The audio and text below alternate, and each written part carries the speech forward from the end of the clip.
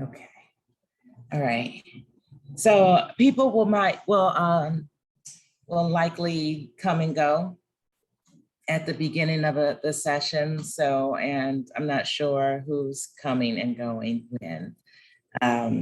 So I do want to just hear from at least Carlisa, maybe Rona, a couple of your takeaways from yesterday.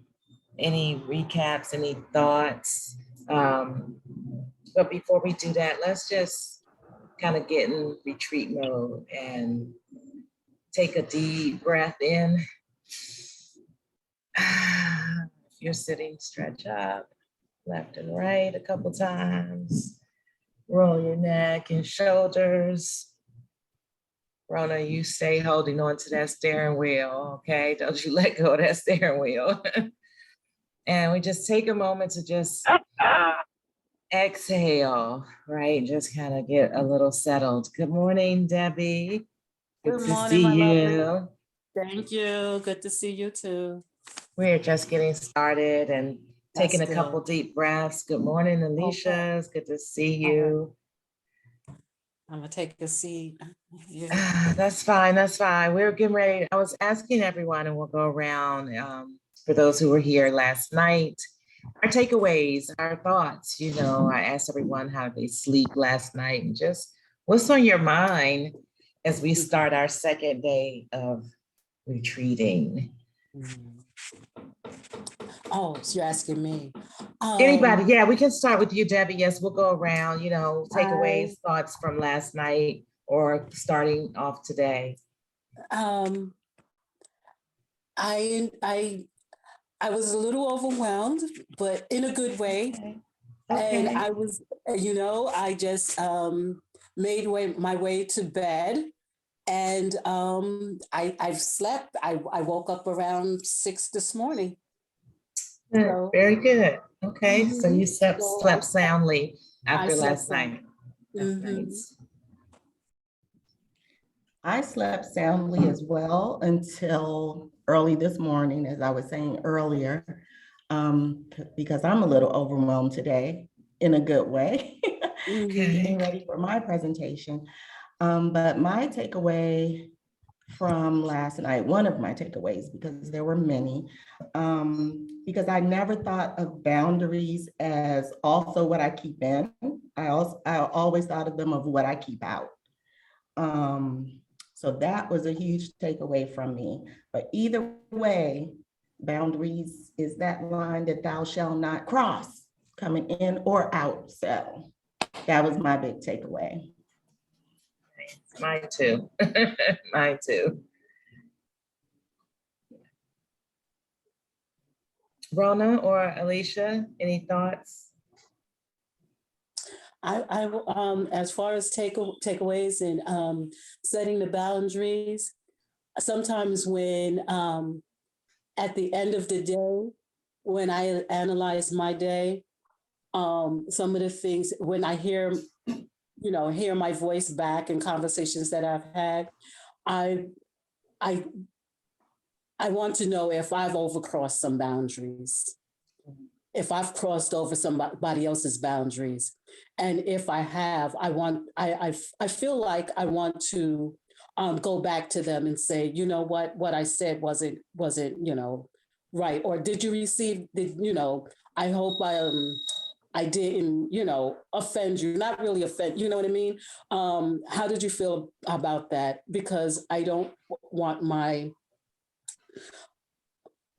words to be offensive to anyone, because we are all, when we're temperamental feeling, you know what I mean? Some days it might not hurt or sting, but then there's days that something else can, sting or whatever. So with me continuously checking myself to see if my mouth or if my actions were in a way that might have, been unpleasant for someone else, especially if you care about a person.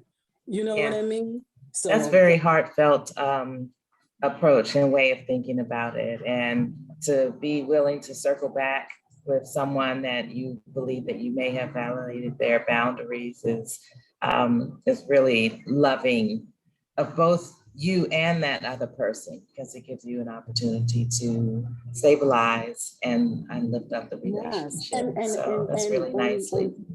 yeah, and possibly build relationship, Yeah. because you can keep it real. You can Yep. keep it real, but you Yep. don't have to be, stingy or Right. crass Yeah. about it. So I do that at the end of the day when I before I go to bed. I try to take circumvent of what has gone on in that day, what I've said and what have you. Nice. It goes into my prayer and meditation for the night. Mm-hmm. Good. Alicia, did you have something that you wanted to add? And welcome, Helene and Shamira. We're not doing any formal introductions. We will make our connections organically throughout the day and tomorrow as we progress and get to know one another. So Alicia and a few others are just sharing our takeaways and thoughts from last night. Yeah. So after last night's session, I just felt very, very centered. I felt very, very calm. But one thing that did stick out to me that I'm actively working on is understanding that a boundary isn't just like a signpost, right? It's not just, just saying something. Like, it's an actual action you have to take. And much like the example that was used, like a fence, as opposed to just hey, could you please respect my boundaries? It's like, no, this, this is the boundary. So yeah. Yeah. And I'm excited for that. What's up? Very good. Rona, any thoughts?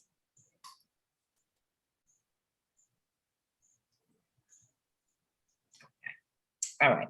So I do want to say one thing, a couple housekeeping things, and then we will Barbara, start. can you hear me? Yes, I can hear you. Go ahead. Oh, sorry about that. Sorry, guys. I'll be on camera in a few. Yes, yesterday was amazing. And I just want to first give out some beautiful love to you, Lana and Debbie, for pouring into us like you did yesterday. It was really good. My spirit was calm. I went to sleep soon after. I made some.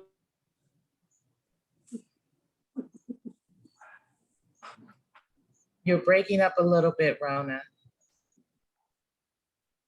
I think it sounded like you said you were calm and centered and we're getting a good night's rest. I slept well also. And, while the intent was not to set the stage for calm, I think our conversation absolutely achieved that. I think we were able to just think about what we wanted for ourselves and thinking about how to get people around us to give it to us was kind of reassuring.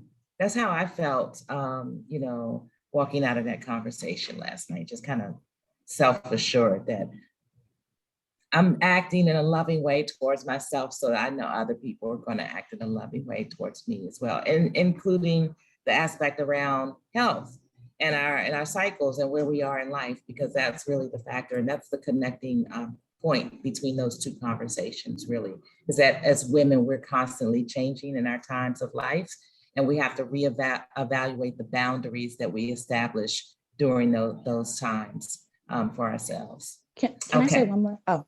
Sorry. Yes, go ahead. Go right ahead. Sorry. Okay. Okay. Hang on 1 second. Oh, I'm sorry, sure. Alicia. Can you No. hold that one? Because I see Mike coming into the room and I don't know who Mike is.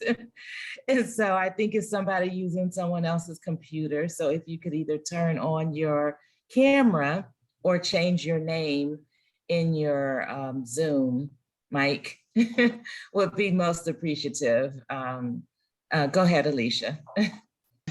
Sorry. No, I was just going to talk about speaking about menopause, even though again, I'm not there yet. I love the openness of the conversation, because when I ask questions, say to, some women in my community, they're not as open or they don't really understand it themselves. And so what I love is just the openness, and so that I can be prepared and know what's coming, hopefully what's coming for me in the future, and know how to handle that, how to actually take care of myself. And even in this moment, right? So even as someone who, may not have kids yet or whatever, being able to approach that without shame or fear or just ignorance, being able to really have the knowledge to accept that. So thank you for sharing that. So. Yes, very good. Thank you. Okay, okay, Mike, that's Shamira. That's who I thought it was. Very good. Okay. So I'm looking at the time. There's another activity that I want us to do, but I'm going to wait. We'll do a little breakout session at the end of Carlisa's session before we go into the next one. So safe environment, just to recap for everyone who wasn't with us last night. This means that we're not debating. We're not debating opinions. We're not debating perspectives. We're not debating philosophies. That if someone is sharing, they're doing it openly because it's what's they're led to share at that moment in their heart. And we want to provide that opportunity for them to do so and create opportunity for genuine connections because people are sharing authentically. If you have a varying opinion, it is just as valid. Please hold it. And please feel welcome to also share it at a time where you feel safe to do so, but not in opposition to someone else's opinion or thoughts or perspectives, okay? And one last thought about or comment about the recording. We are recording this because we are going to package it to send to you so you can have it refer to it later. It will be highly edited. I do want to tell you that. And so you, if you're not a presenter, will not be pictured in the final product that is used. I just want to say that unless you say something super, super, super profound. And we did have some of those moments last night. And it might just be a soundbite, but trust me that we are only showing things and people in their best light. So we would never do anything to portray you in a negative manner at all. So rest assured that you can retreat comfortably here with us today. One surprise, it's not really a surprise. I think I mentioned it earlier, but it may surprise some of you. We have lunch today. How are we doing lunch in an online retreat? I'm gonna feed you through the internet. So there's two ways that we're doing lunch through our retreat. So we will do our food discussion, and then at the end of that, the last 30 minutes will be a video, and I'm gonna have my lunch, and I'll be enjoying my meal while we're watching that lunch. And I would encourage you to use any food ordering service that you like, Uber, Grubhub, or if you're located internationally, that might be a challenge. If you're fixing your food today, you'll have to let us know what you're eating, which means you'll have to turn on your camera and show us your food today. If you do that, you get $20 US cash via Cash App or other methods for your lunch. And if you order food for today, you just text me a screenshot of your lunch item and your Cash App or Venmo or PayPal or whatever, and we will shoot you $20 for your lunch today. Okay, so do that at any moment between now and lunchtime, and we'll do the same thing also tomorrow. Okay, so Shamira, send me your Atlantic Bank or Belize Bank or whatever, you know how the deal goes here in Belize. And lunch is on She Retreats as part of your retreat. So that's the first surprise. There'll be more surprises. Okay. Any questions or thoughts before we start with Carlisa? So Carlisa, do your whole 45 minutes. We'll just flex. We'll shift as we go. So don't cut yourself short. Is everybody good? Yes, you can just do like this.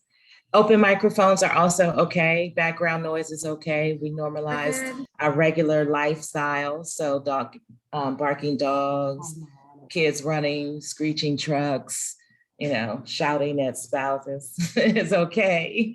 While we hope that we've created a quiet and sequestered space, sometimes it's hard to achieve. So, but we want to be able to talk freely. So that open mics are okay as well. All right, without further ado, I'm going to hand it over to Carlisa, who is from Essence of Energy Wellness Center in Maryland. And I know you have another wellness center also, because you're a busy businesswoman. And she is going to help us get our chakras fully expressed. See, I'm not going to say balanced or out of balance, because I think that's a mindset too, but fully expressed. And the use of crystals, and I brought my crystals.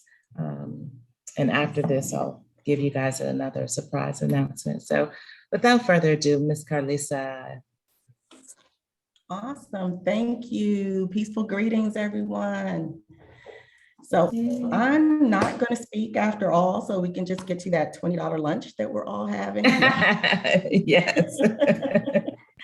But I do want to invite everyone to open your mics, because I would like this to be as interactive as possible. I am at my wellness center, and there is a church that shares a wall with me, and they're having service today on a Saturday. And so if you hear singing or praising, just go with it. And, you know, we just go and roll with it. So I would like to share my screen with you all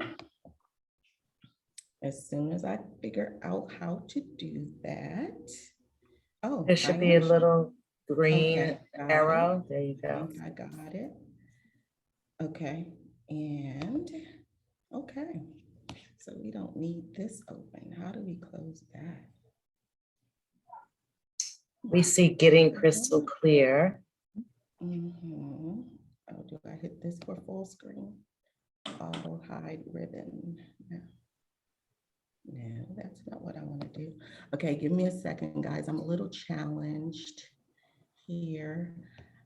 Or if anyone can offer Go help, to please do. slideshow. Sure. Go to slideshow, Carlisa. The tab that says slideshow.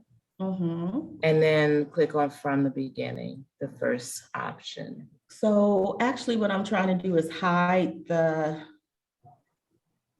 side panel that's showing all the slides. What happens when you click on show from the beginning? Oh, okay. Let's see. I just didn't want it to run automatic. Oh, you're the best. And then you should just be able to click. I thought that needed to go automatic, and that's not what I wanted. No, you should just be able to click forward or backwards with your arrows or the enter or backspace, I think. Okay. So if you guys haven't figured out, this is my first online retreat, so bear with me. You're doing great. But today we're going to talk about getting crystal clear, the power of balanced chakras. Okay. So the feelings that we can't always explain are a good place to start with understanding the chakras. For instance, like me today, butterflies in my stomach. When you feel all choked up and can't quite speak. When you're so excited that you can feel your heart pounding in your chest. These feelings are experience of energy or chakras.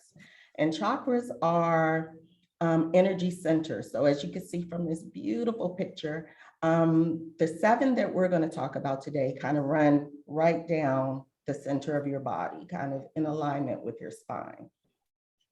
And they are assumed to be wheel-shaped. It's nothing you can really see, but we assume that they're wheel-shaped and they're the centers for your energy. So we're going to talk about what happens when those energy centers are, what did you say, Barb, that you didn't like balance? What's the word you like? I don't know what I said. What I say? Fully expressed. Fully expressed. Okay, yes. I learned that yeah. from Nikki Lynn. I can't even own that. Nikki Lynn is who did our aura and chakra readings at our last retreat. And she did a reading for me. And she was like, oh, you're so spiritual. Your chakras are fully expressed. I was like, okay. So I took that word with me. And now I use it freely. Modify it a little bit just because fully expressed could mean overactive or excessive. So we don't want that. So let's go with evenly expressed. I like that. Is that better than balanced? I think so, yes. Okay, okay. So I want everyone to start by just thinking of times in life when you had those feelings, like I was talking about, like butterflies in your stomach or getting choked up in your throat,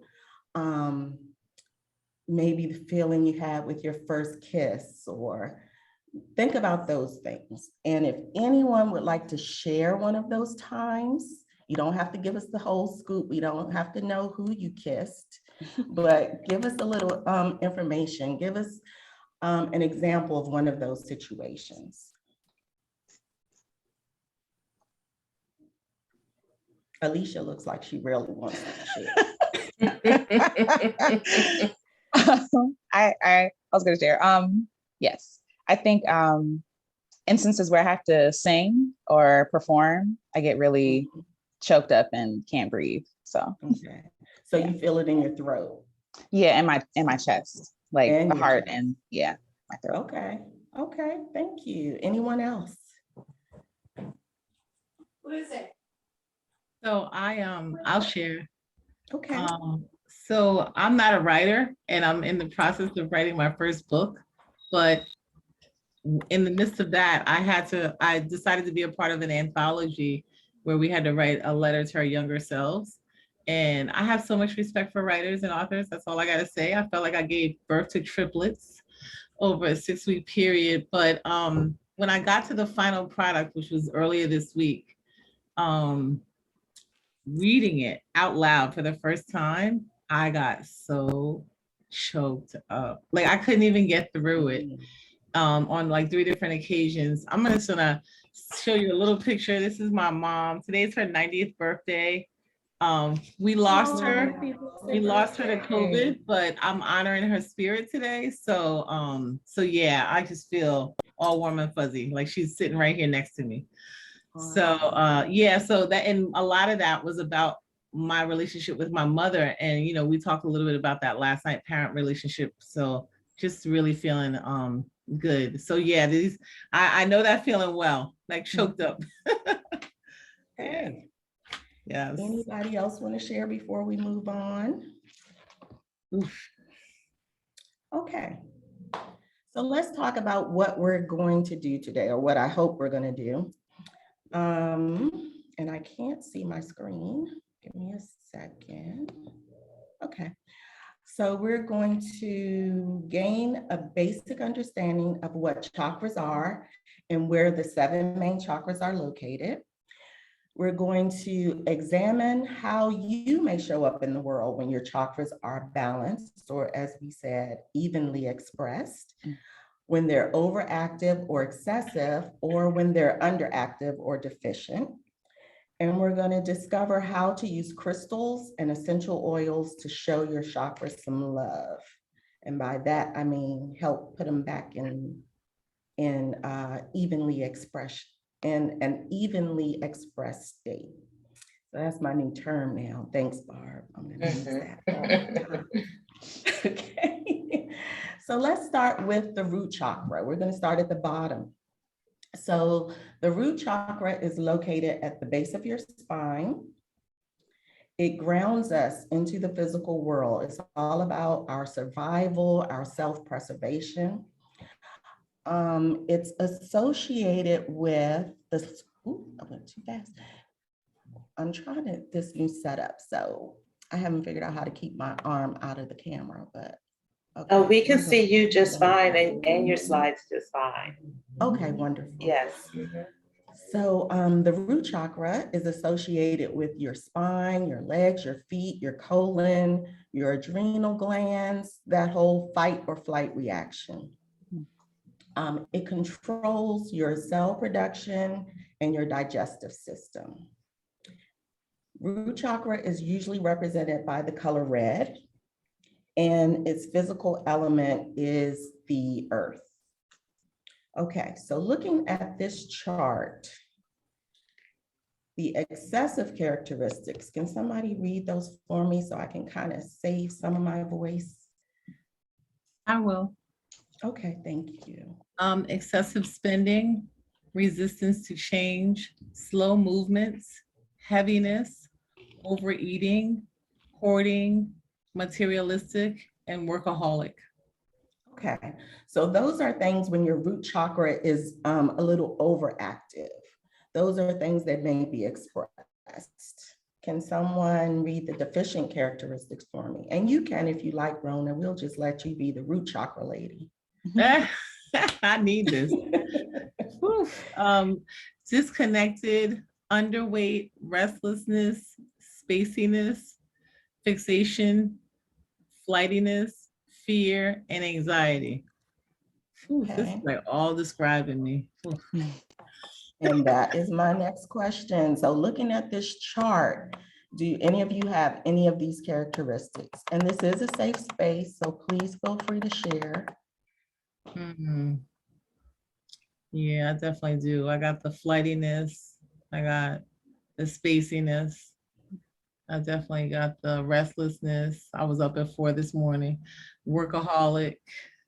I don't know if it's overeating or eating the wrong stuff. So if that's in the same category, there you go.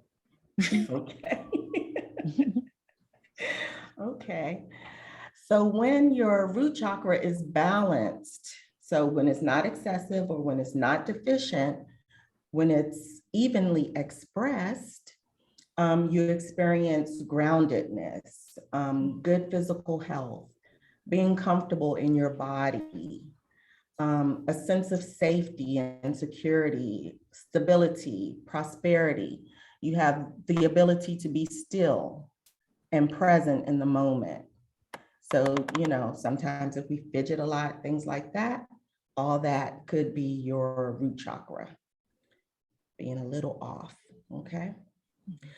So on a scale from 1 to 10, if you guys can put in the chat, whether or not you feel grounded. 10 being, I'm super grounded, life is good, I'm stable, feel super secure, no worries. And 1 being, somebody send up an SOS, I need help, come save me. What's the scale again? 1 to 1 10. to 10. Mm-hmm. So let me try to get to the chat so I can see. So we have a lot of 5s, I don't know how to 6s, chat. I don't see my chat. If you move your arrow, if you move your arrow down to the bottom of your monitor, it should pop up. Move your mouse down. It's a.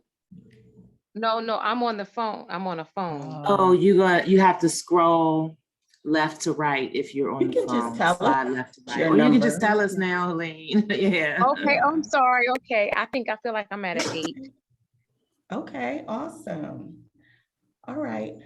Now, next question, we're going to put a heart or a sad face. If you are preoccupied with your body, with work, with comfort or eating or security, you're gonna put a sad face. If none of those things are an issue for you, put a heart. I'm just trying to get a feel for everybody's root chakra. I'm trying to find a sad face. Go to reactions. Anything other than a heart, I'll take it. Okay.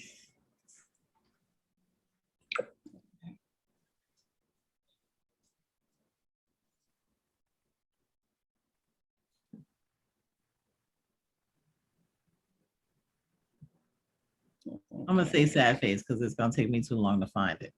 Okay, I that works. see it, it's just not moving. I hear you. Okay, so when your root chakra is not evenly expressed, you can do several things to get it back into balance. What are all those arrows? Okay, that's interesting.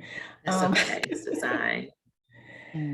So when your root chakra is out, you can have a Reiki session, which is a way to balance out your chakras. You can wear the color red to help, bring that balance to your chakra.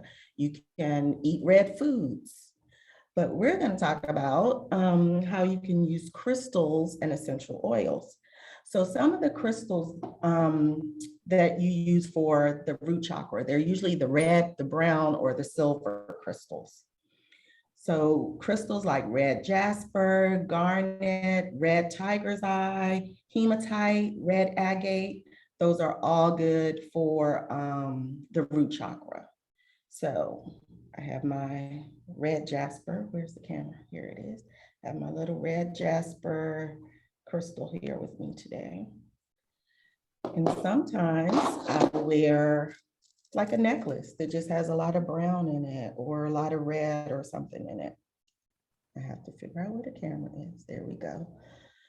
So it's different ways to do it. You can wear jewelry. I often wear, almost every day, I'll have on some type of bracelet or something, or my earrings may have a red or something in it.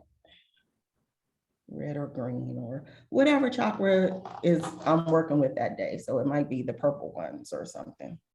But there's different ways that you can wear your crystals and different ways that you can help to stimulate those chakras. So for root, like I said, we do red, brown, or silver. Okay. Some of the essential oils that you can use, and this is partially a shameless plug because they're all going to be doTERRA oils because that's what I do. Some of the supporting oils for your root chakra, it's a doTERRA blend called Balance, but there are other single oils that you can use like basil or frankincense, myrrh, patchouli, vetiver. All those are good, calming, centering, grounding. Pretty much any oil that has wood in its name is going to be good because it comes from a tree. So we're grounding. Sandalwood, Siberian fir, any of those essential oils that have wood or a tree name to it are also good for supporting your root chakra. Yes. Question, would something like oregano, because I know that that's a more like a woody herb. Yep, most definitely. Most definitely.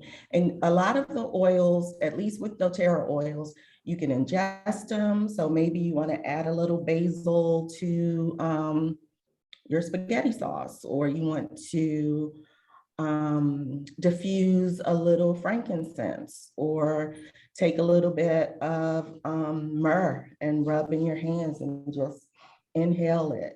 So there's different ways you can ingest, let's say, the essential oils. So any questions about the root chakra before we move on, or move up, I should say?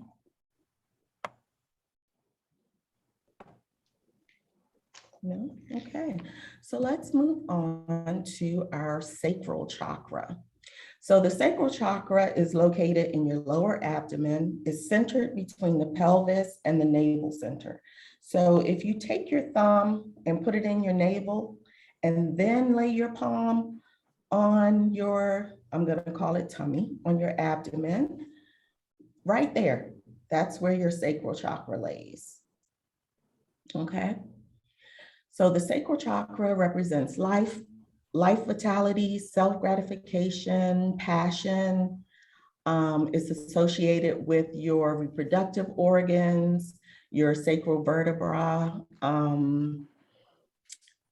It's a really emotional space as well. So usually that gut feeling or things like that we speak of are in your sacral chakra area. Okay. The sacral chakra controls your circulation, your urinary function, and of course, your reproduction. Its physical element is water, and it's usually represented by the color orange. Okay. Can someone do the reading for me for excessive and deficient characteristics? I'll do it. Excessive characteristics are emotional dependency, obsessive attachments, sexual addiction, spaciness, flightiness, oversensitive, poor boundaries, and mood swings. And deficient characteristics are excessive boundaries, emotional numbness, rigid behavior, fear of sexuality, fear of change, lack of passion, poor social skills, and boredom. Thank you. Anybody identify with any of these things? Good question. Is it like, I feel like I've always been a very excessive in my sacral chakra. Is that why I hate the color orange? I don't know if that's why, but a little color orange in your life could do you good then. You could eat orange foods.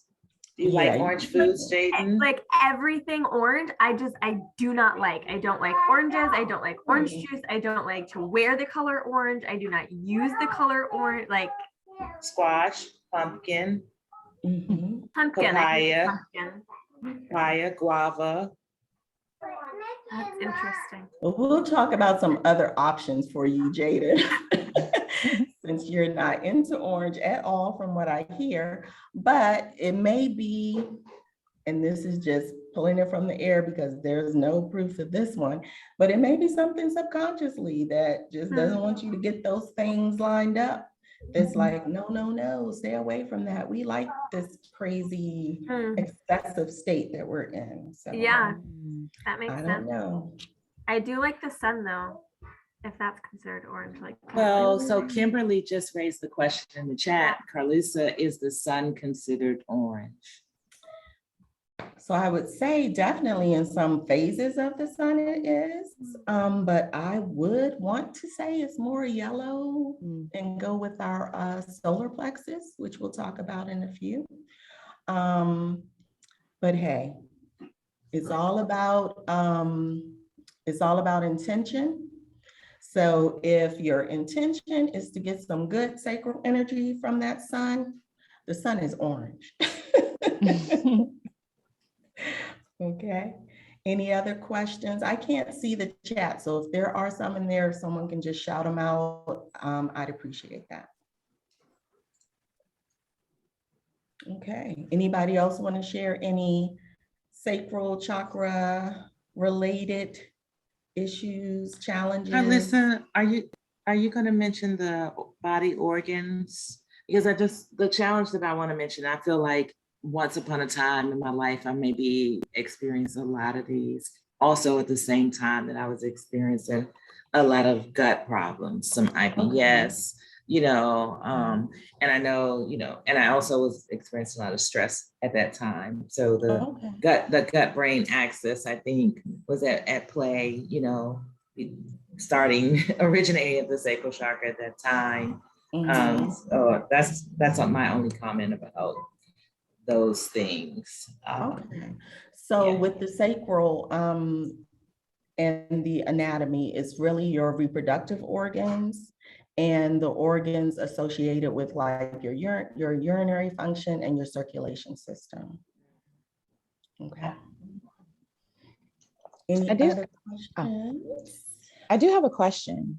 Is it possible to be excessive in some and deficient in some? Like, or is it usually like a gradient, I guess, or like a spectrum?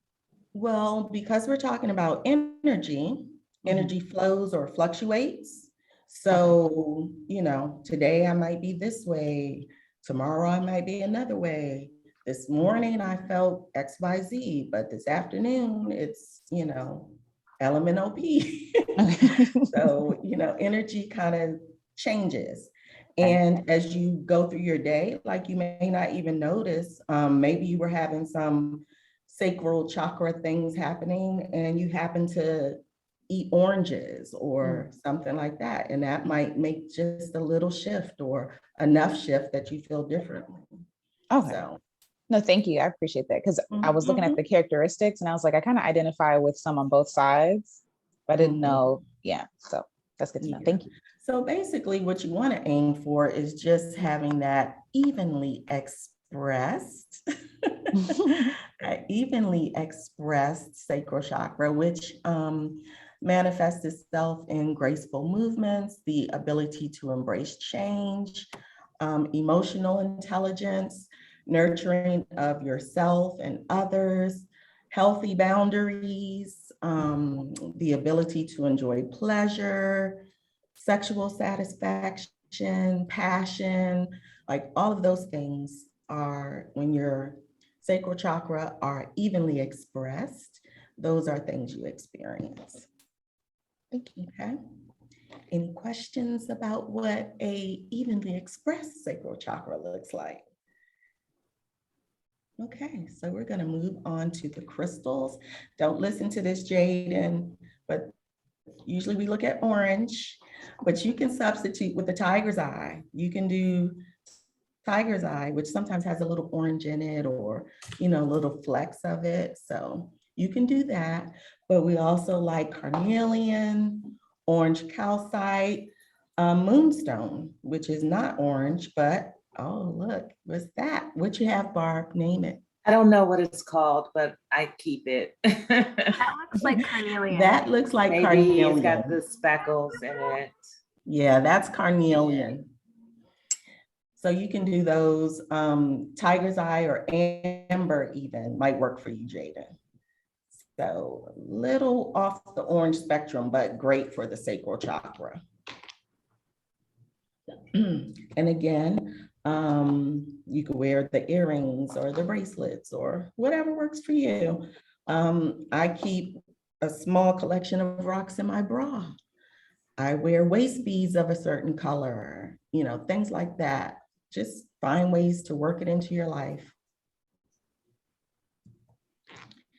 The supporting oils for your sacral chakra: bergamot, melaleuca, cinnamon, patchouli, juniper berry, wild orange. I use wild orange a lot because it's usually my creativity more than anything else that is hindered when my sacral chakra is out of whack. So usually when I can get that good balance, I'm creating services, I'm doing great Facebook, I'm doing excellent Instagram. But when it's not, whew. So I do a lot of diffusing of wild orange when I'm working to kind of keep that creativity flow. Any questions, comments? Okay, so I would like to ask you guys a couple questions, and feel free, safe space to be as open and honest as you're comfortable with. So I would like to know how many of you can honestly say that you make room for pleasure in your life? If anybody can say that they do, can they share how they do it or an example of how they do it? I try. Rona has her hand up. Go ahead. Oh, me, you know what? I've been working on this reaction thing. I don't know how to get rid of these things, but I will say hot tubs and travel. Okay. Okay. Anybody else? I thought I heard a voice. Me, I daily make time for myself. It's either in the early morning or the last part of my day. That might include, I will go to bed. I don't force myself to sleep. And if I do, it's okay. And if I, wander in my mind or something like that, if that's the time that I make for myself and that's what, the day calls for, I don't have a problem with the art of rest. Okay, awesome. Okay, so let's go a little deeper. How many would say that you have a deep connection to your own needs?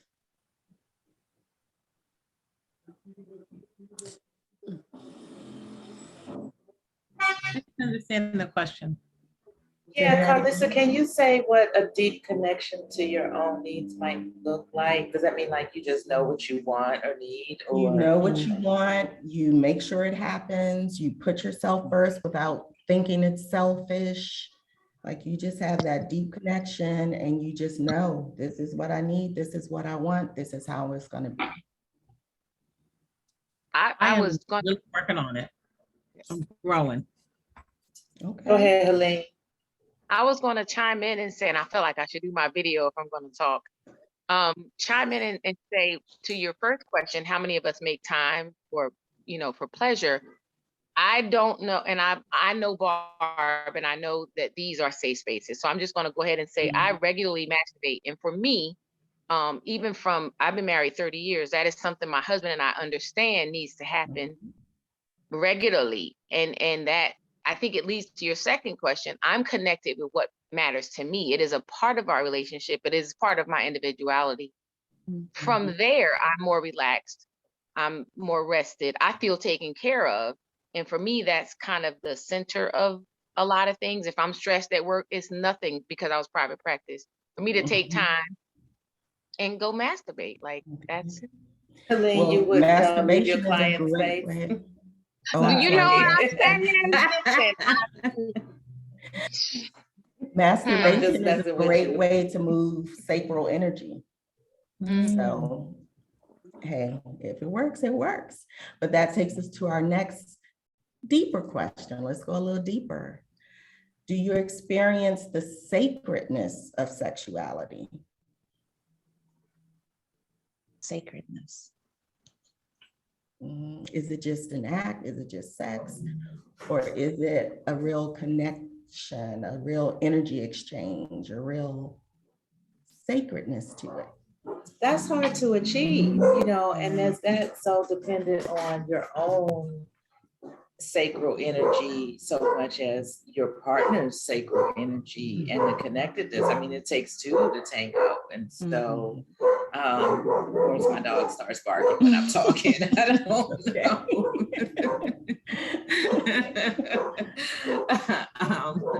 It's so distracting. Oh my gosh.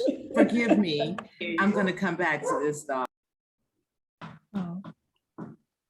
Okay. I do agree that it is it is sacred in that I don't know that there is a higher form for me of just worship, of being thankful, of being so uniquely and distinctly made that I guess there's roller coasters, but I don't like roller coasters. You know what I mean? But to feel so much heightened pleasure, I don't know if there is anything more higher than that when I think. What if we thought about sexuality as not so much sex? So I wasn't really even speaking about with a partner. Your masturbation kind of led to it. Your sexuality, your femininity, your masculinity, knowing that you have both sides and you're okay with that, the way you move through the world. Would you say you experienced that? Are you talking about like a feminine energy kind of sacredness kind of level? Yes.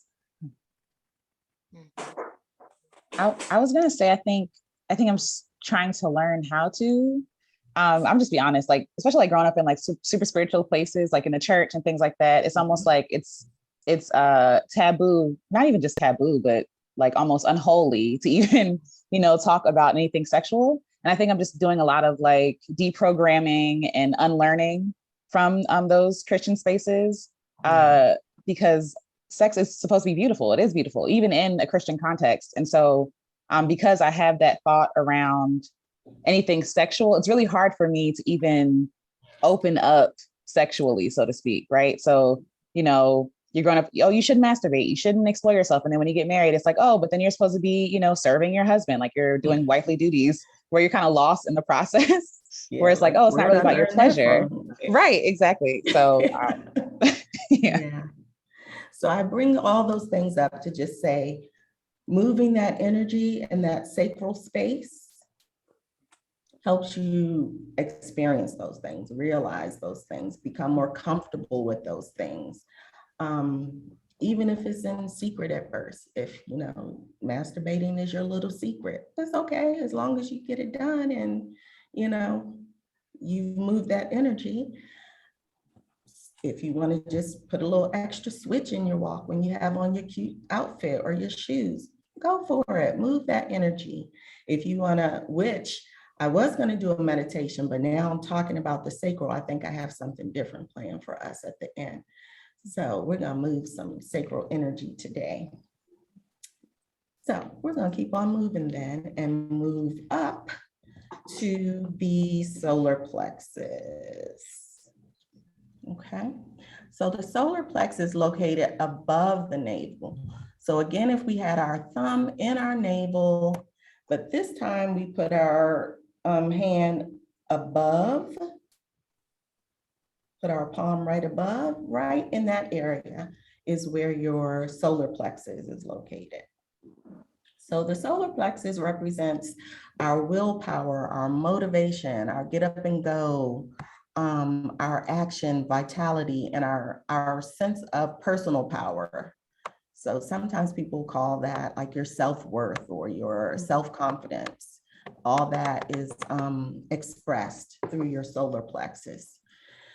The solar plexus is associated with the pancreas, the liver, the spleen, your stomach, and your lower back muscles. So sometimes when that pain is in your lower back, it's not from your heels that day. It could be something in your solar plexus. Okay. So your solar plexus controls your metabolism and your digestion. And the physical element for solar plexus is fire, and it's usually represented by the color yellow. Okay. Any questions about that? If not, I would like a volunteer to read the chart for solar plexus, please.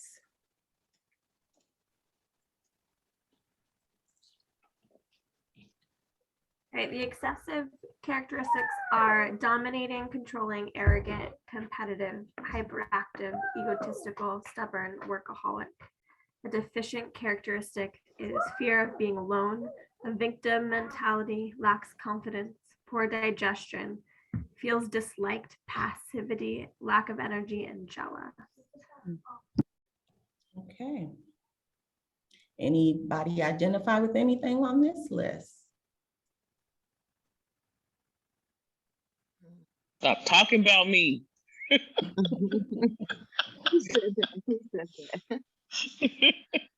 This is Kimberly. Okay, Kimberly. You said, don't come for you if you didn't call, huh? But actually, I was being called out. I felt like I was being.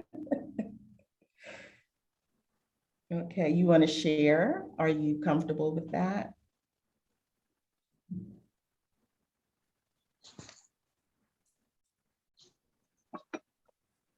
I think we lost Kimberly's. I want to share. I just want to say that I see so much growth in myself from where I may have been excessive or deficient in my solar plexus, and just giving myself some grace and love for moving through and growing. I've been going through a lot of growth, and I love it. Awesome. So I don't see myself. I see myself balanced here now, which is really good. Awesome. Okay, so what does a balanced solar plexus look like? Usually you're responsible, reliable, you have good self-discipline, you have a positive sense of self, you're confident, a warm spirit, as people say. You could be spontaneous and playful and humorous, and you're okay with taking risks because you're confident and you're like, I can do this. So that's usually what a balanced solar plexus looks like. So let's go back to our 1 to 10 scale. And if you guys could just yell out numbers, because I know it's a little difficult in the chat and I can't see the chat. So if you guys could just, or hold up fingers. Let's do 1 to 5 so we can hold up fingers. From 1 to 5, would you say your sense of self is consistent and strong? Let me give myself a 3. Okay, awesome. Next question, same scale. Are you able to stand your ground when challenged? I'm gonna give myself a 5 on that one. Okay. Are you comfortable being different from other people? Like if you're in a group, are you okay with having a whole different opinion or of something? I'm gonna say 4. Sometimes I'll just get quiet. That's a good question. When you get quiet, does that mean you're uncomfortable, or maybe, because I was recently in a situation like that, and I think as I evaluated it, I was just being a sponge. That's how I looked at it. Like I was still comfortable, but it was so much good information and energy around me that instead of me like talking about me or whatever, I was just rather being a sponge and, like listening and taking it all in. Is that still considered confident? You know what I mean? Right. Well, this question was more about feeling comfortable with other people. Right. So if you're comfortable in your silence, then that's fine. It's a 5. But if you're uncomfortable and it's like, well, I want to say something, but I can't, or I'm just going to be quiet because I don't really know these people. I don't want them to think something about me. That kind of thing would be different. But comfortable silence is okay. Okay, same scale. Are you true to your individuality in the face of peer pressure? Or do you feel the need to conform? 5, you're comfortable. 1, you conform. Okay. I'm gonna say I am 4 again, probably closer to 5, but again, when everybody else seems to agree, no matter how ridiculous I think it is, sometimes I'll just be quiet. Sometimes I'll speak up and offer another way to look at it, but sometimes it's not worth it. It's like, just let them have it. So I'm gonna give myself a 4 on that one. Okay, so let's look at some of the ways, if I can figure out how to make this change screen. There we go. Lisa, Let's look at the crystals.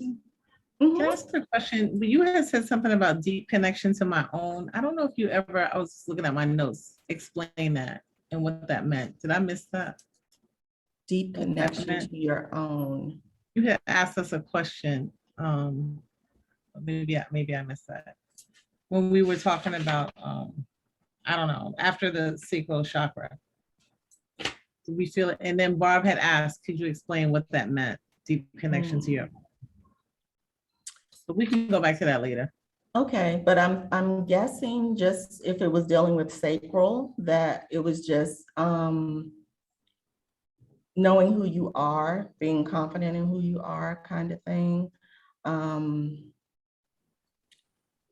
don't remember. I'm sorry. I think It's nerves. it was a deep connection to your sexuality, or it was a connection to the spirituality of your sexuality. Thank you, because I don't even remember what I said at this point.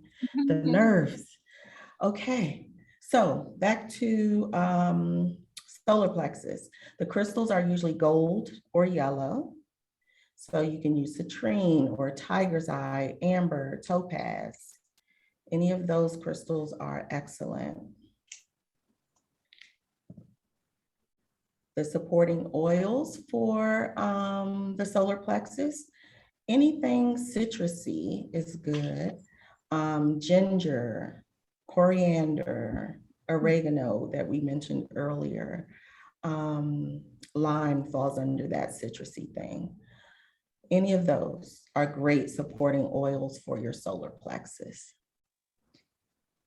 And you said this has to do with, because I have IBS, right? And it's just interesting that like ginger and things like that, ginger or lime, like those same things are used.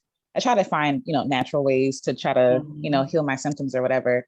But a lot of lime and ginger are used to calm like the stomach. Yeah.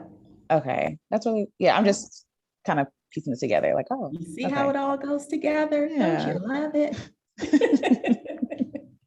And peppermint is good for that IBS too. Hi, Lisa. I know we're only on the third chakra. I'm just Mhm. looking at our time, and I want to keep us moving forward. Okay. Okay. You want me to just go through the other ones quickly, leave out some questions, or you want to just? Well, just keep take going. the- You just want to maybe pick up our pace a little, and so we Okay. can have our questions, Most definitely. included in. Most definitely. Maybe take Let's another move on 15 to- minutes or so. Okay. Let's move on to the heart chakra. Of course, it's located in the low center of the chest. It represents self-acceptance and loving. It's associated with your thymus and your lymph glands, your heart, your rib cage, your lungs, your skin, your arms, your hands. It controls your circulation and your immune systems. The physical element for the heart chakra is air, and it's usually represented by the color green. When the heart chakra is excessive, it involves focusing on others, having poor boundaries, pleasing everyone, being a martyr, jealousy. When you're deficient in your heart chakra, you may have a lack of empathy, a fear of intimacy. You might be antisocial or critical or lonely. Feelings of loneliness is really what I should say, more so than lonely. And then, of course, when your heart chakra is balanced, then you're caring and compassionate, empathetic, accepting, self-loving, peaceful. You have a good sense of feeling centered. You just feel content.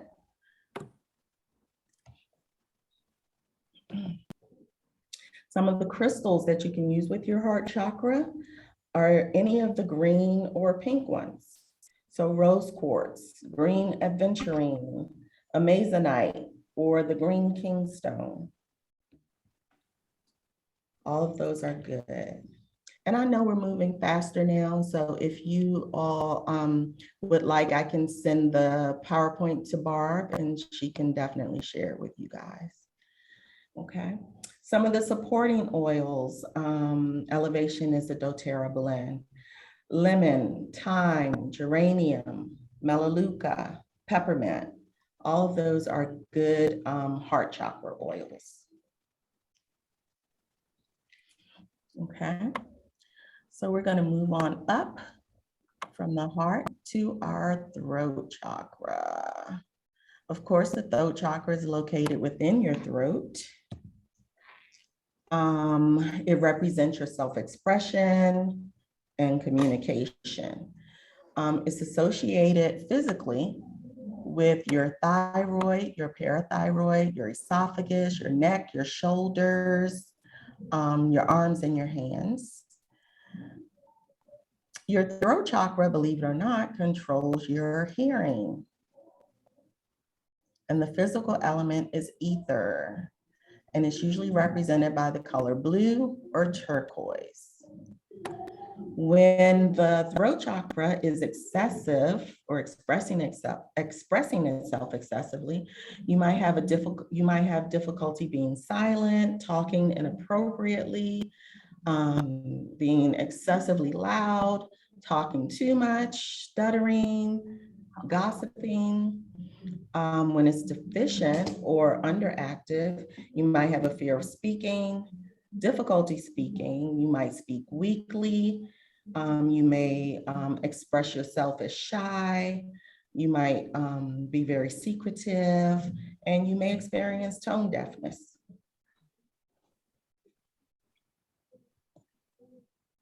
The crystals that we can use, let me go back and talk about when it's balanced though.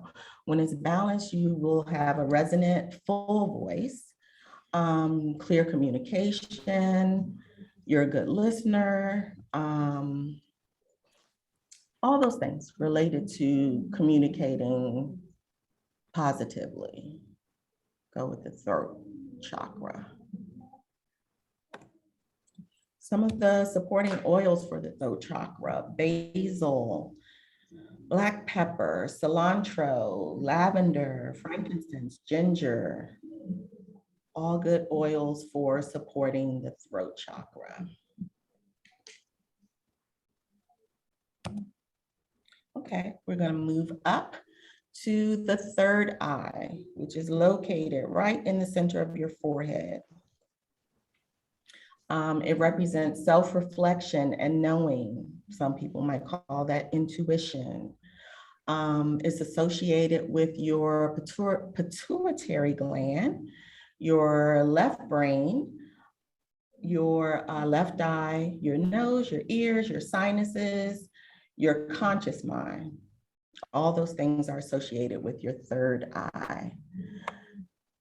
The bodily functions controlled by the third eye are your endocrine system, your neurological system, and small muscle control.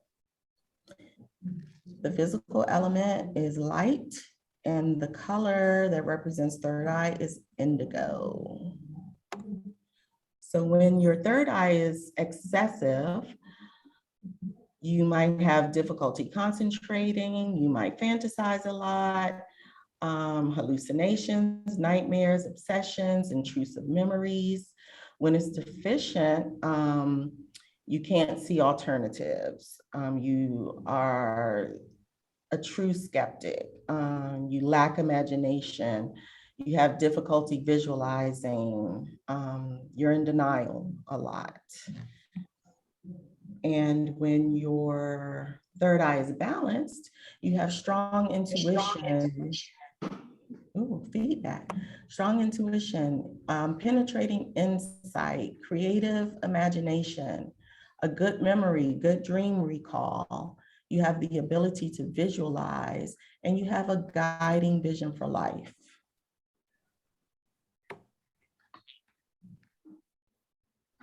And I know we're rushing, but if you have questions, you can definitely ask, or you can ask at the end.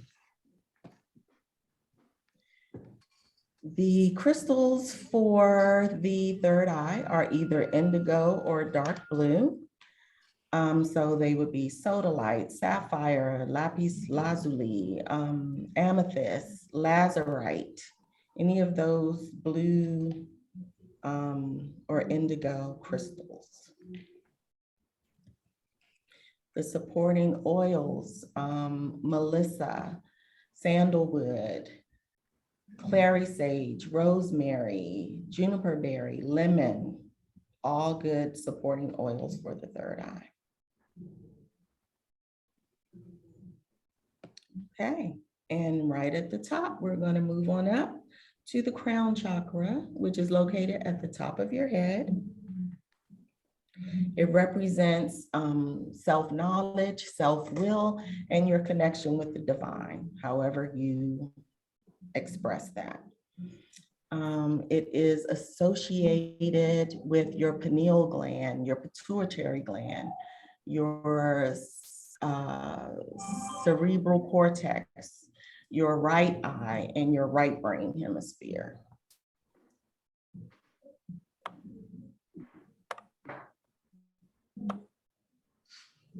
The bodily functions associated with the crown are your central nervous system, your subconscious mind, and large muscle control. The physical element is thought, and violet is the color that usually represents the crown chakra. Sorry, can you say the physical element one more time? Sorry. Thought. Thank you. Thinking. I know I said thought almost, Oh, no. right? Not thoughts, but thoughts. So when it's excessive, it's you may have dissociation from your body. You may have spiritual addiction, over intellectualization, have excessive attachments, lots of confusion. When your crown chakra is deficient, then you might have a really rigid belief system, spiritual cynicism, learning difficulties, closed-mindedness, apathy.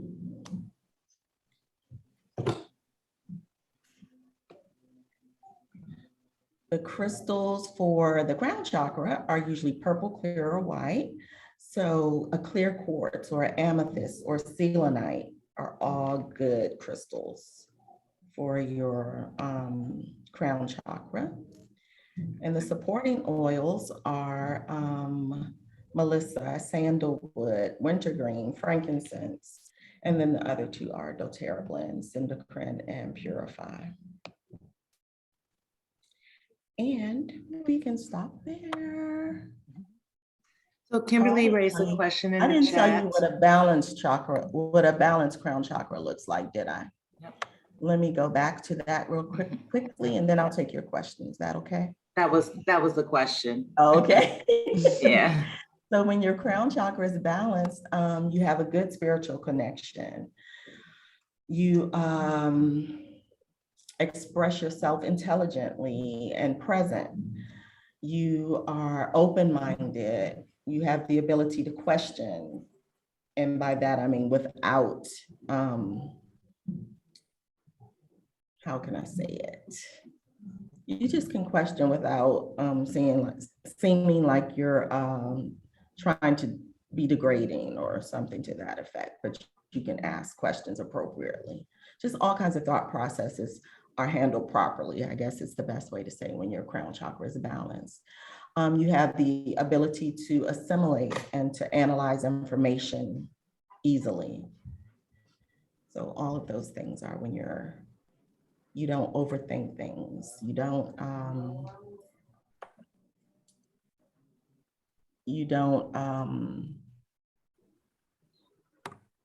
express yourself rigidly, like you don't want to hear other people's opinions, that kind of thing. So all of those things come into view with your crown chakra. And I will stop there and open the floor for any questions. I know we sped it up near the end, but I kind of rushed through it. So I don't want you guys to leave confused though.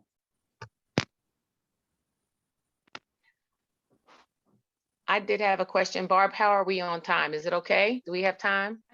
I think we're okay. I mean, if you have questions, I'd rather your question get answered. Okay. And then we make adjustments.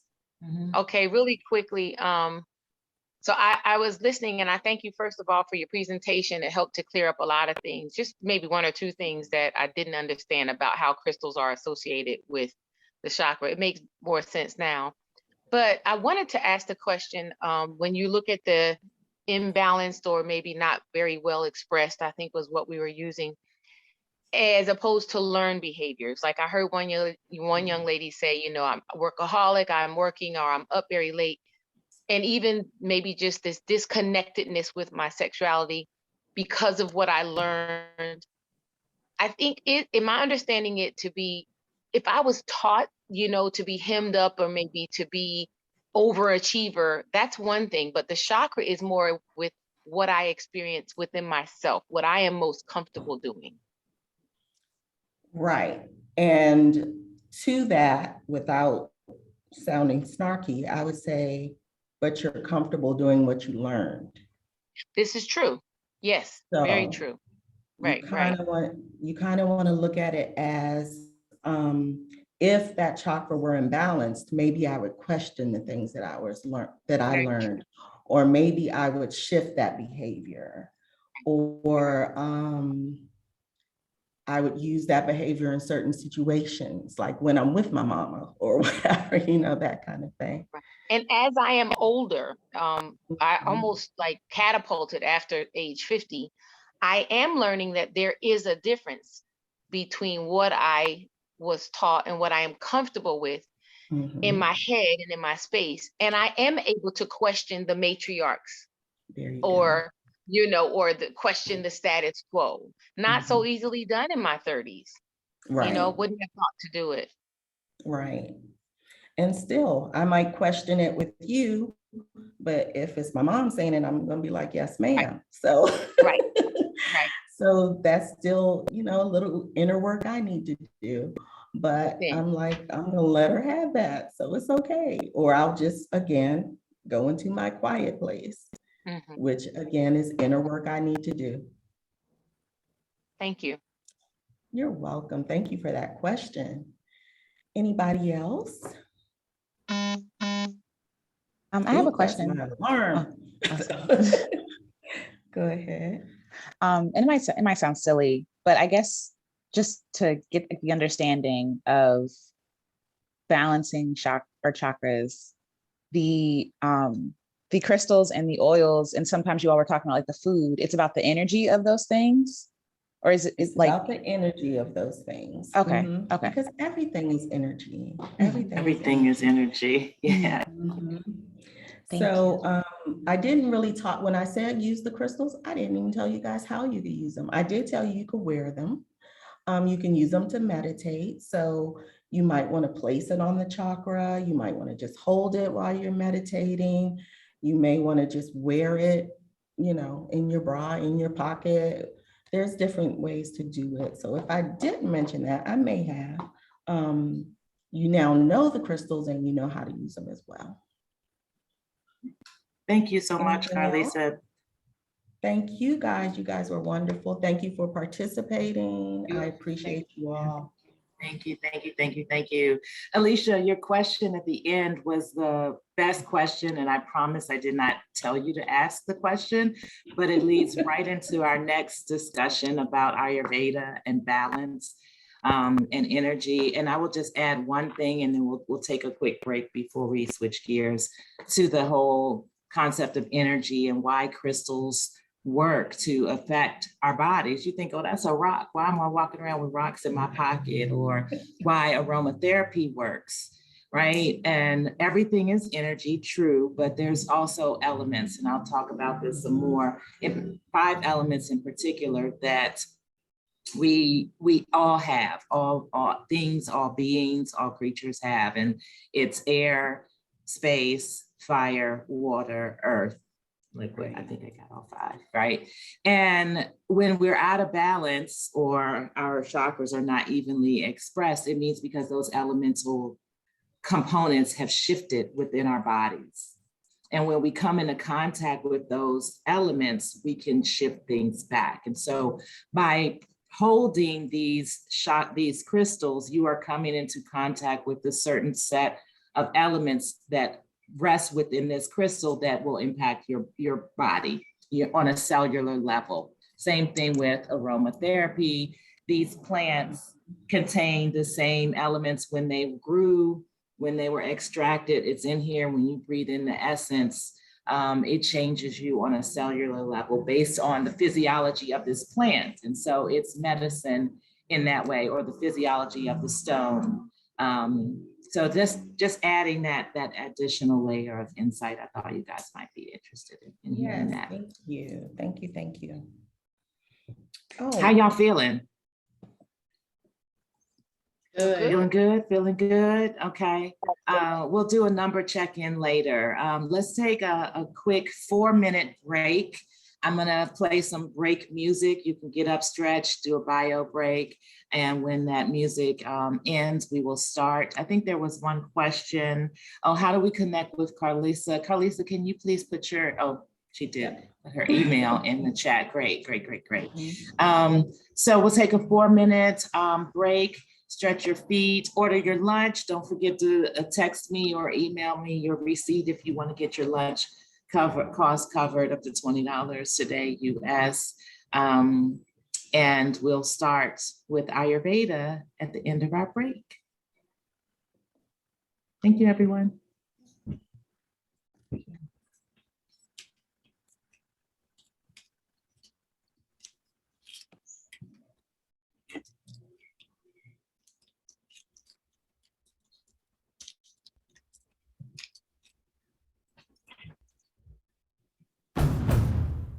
Honda has a full lineup of long-lasting, dependable vehicles, loaded with safety features like Honda Sensing, and rugged capabilities like intelligent traction management.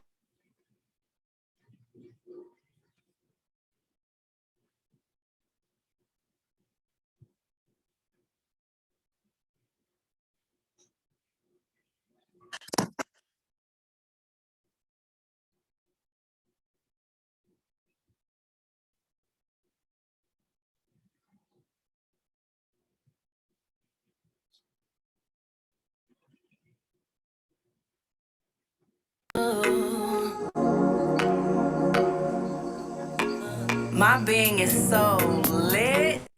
I don't burn out, I burn in. Burning all ideas and false concepts of womanhood. Deceptive narratives of love, of softness, of nurturing and work ethic. The new I do is a doing through my being. The universe is responding to who I feel I am. Everything is about thought. Everything is about my vibration. Everything is about the way I feel. I practice scenarios that feel good. And never mind reality. Reality is sort of real. When creating, I am kind to my doubt.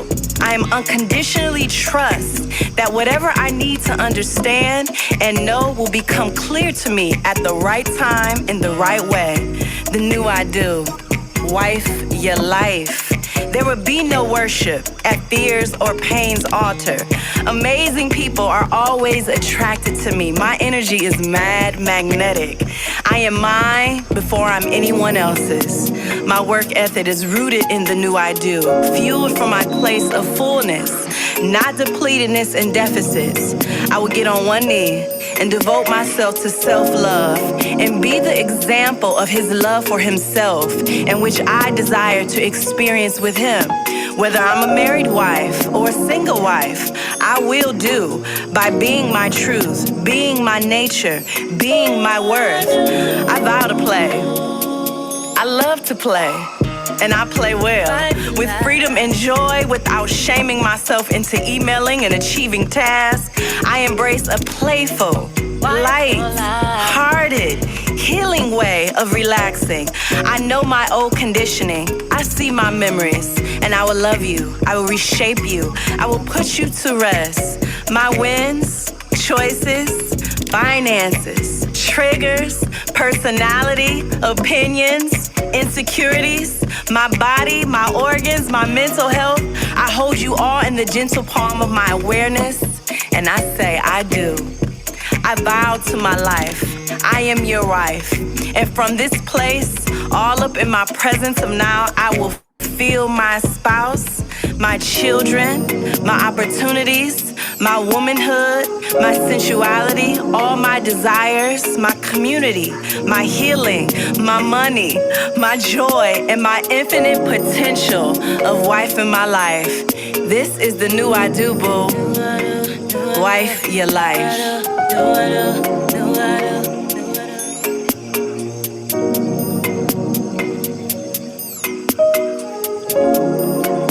Wife your life, ladies.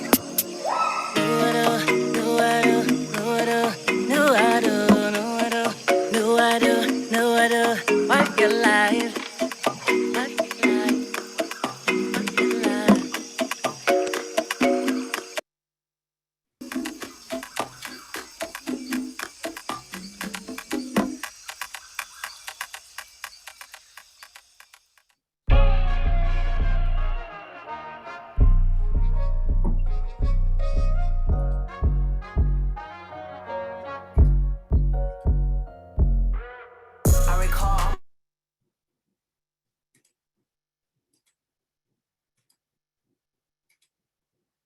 Okay, everyone. We're back. Let's come back together. Give everybody another 30 seconds or minute to regroup.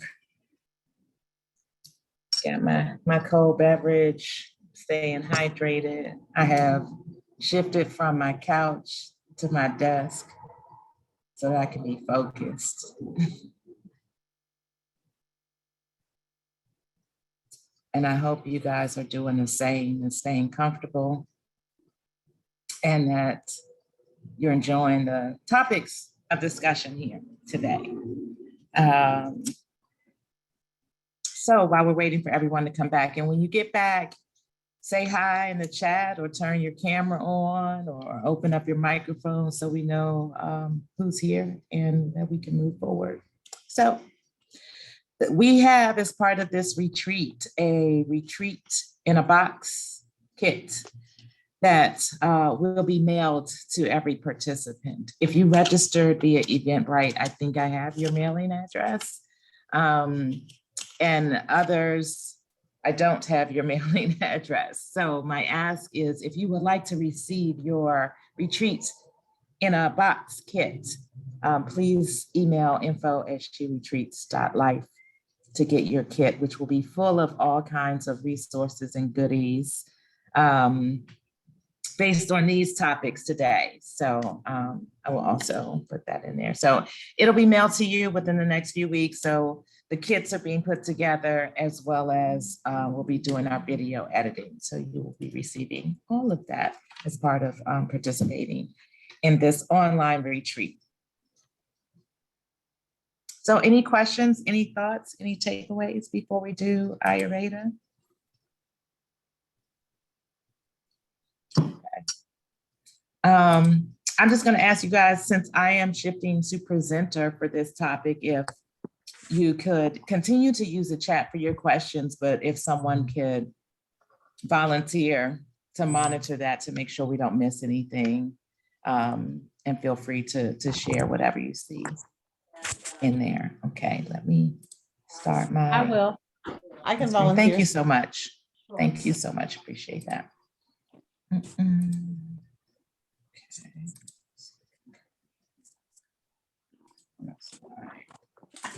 Okay. Wait. Yeah, I just need to. I'm a good person.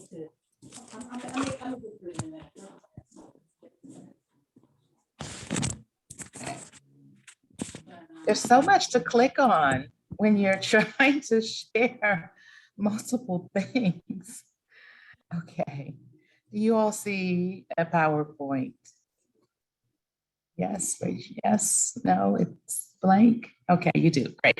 All right, so let's just start with digestion, because this is all about food. And so I'm gonna ask a question to you all. What is digestion to you? What does it mean? What happens when you're digesting? No, just put a period there. Digestion, what do you think about? And think about it in terms of love too. What does digestion mean? Nourishment to our body, to our spirit. Like if your digestion isn't operating properly, it could impede your health and wellness. Yeah, good, good. Nourishment, mind, body, and spirit. I like that.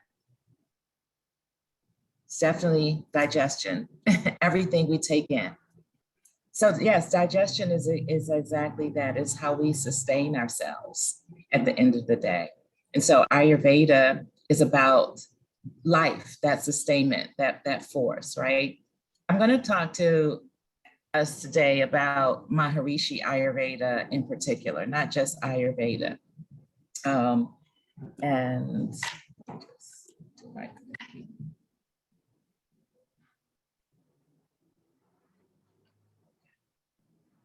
And so what is Maharishi Ayurveda? And have you guys heard the term Ayurveda before? Like, have you seen it around, like in spa treatments and things like that? You're not familiar? So to understand Maharishi Ayurveda, we first need to discuss Ayurveda. And so Ayurveda is one of the oldest systems of health in the world. It originated in India, in ancient India, and Ayurveda is often called the science of life because in Sanskrit, Ayus means life and Veda means knowledge, okay? And Ayurveda addresses how all of nature works together, including body, mind, and environment. And so, for example, you guys have heard the phrase, you are what you eat, right? And so scientifically and medically speaking, it couldn't be truer. What we take in, both experiences and food, has to be digested and processed by our bodies, okay? And so the basic premise of Ayurveda is that we all can be healthy. We all can achieve homeostasis or balance by making changes to our daily routines and changes to our environments by eating optimum foods based on how we digest food. And that's a key. Not everyone digests food or what we take in an environment the same way. And based on our individual makeup and needs, while we avoid toxins. That's the key part. So most of the diseases and symptoms that we experience can be treated this way, especially with herbs. And so let's just do this interactive. We don't have to wait to the end for questions. We can take them as we go along. And so Ayurveda also includes consciousness, physiology, our own nature, our body makeup, the laws of nature around us, our actions, the things we do, our daily habits, our emotions, our thoughts, and our near and far environment. And all those things impact how we're balanced and how well our bodies function. We'll talk about near and far environment for a little bit. And so we often talk about removing toxicity from our space, you know, our people, the air we breathe, our foods, but we forget about our far environment, as all of nature is connected. And so our far environment has to do with the stars and the celestial bodies up there that possess the same elements, 5 elements, and time of day, time of year, what's going on a planetary level does affect us in our bodies on a cellular and molecular level as well. It's cool, right? So Maharishi Ayurveda is also a conscious-based, prevention-oriented, holistic approach to health. Does anybody know what that might mean? Consciousness-based, prevention-oriented. What thoughts? What it really means is that Ayurveda goes beyond the traditional approach in its understanding and incorporation of what's called the body's inner intelligence.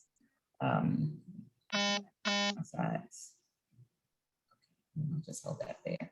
And so your body has a brain too, right? So everybody knows about the brain up here, right? But from a functionality standpoint, I know it kind of sounds silly because we all know we have brains, right?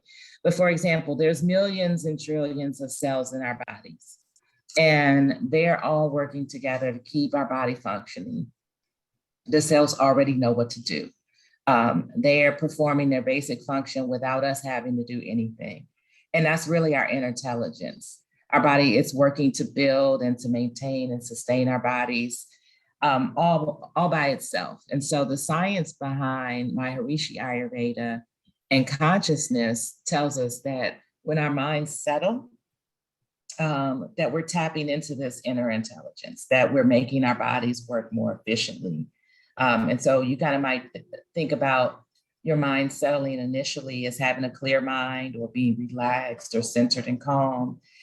It does mean that, but the body actually goes further. And when you're in this state of being, your health and your body functions at its optimum levels. And this is really the foundation of what balancing the whole mind-body system means, and what we say about Maharishi Ayurveda is a consciousness-based approach to health.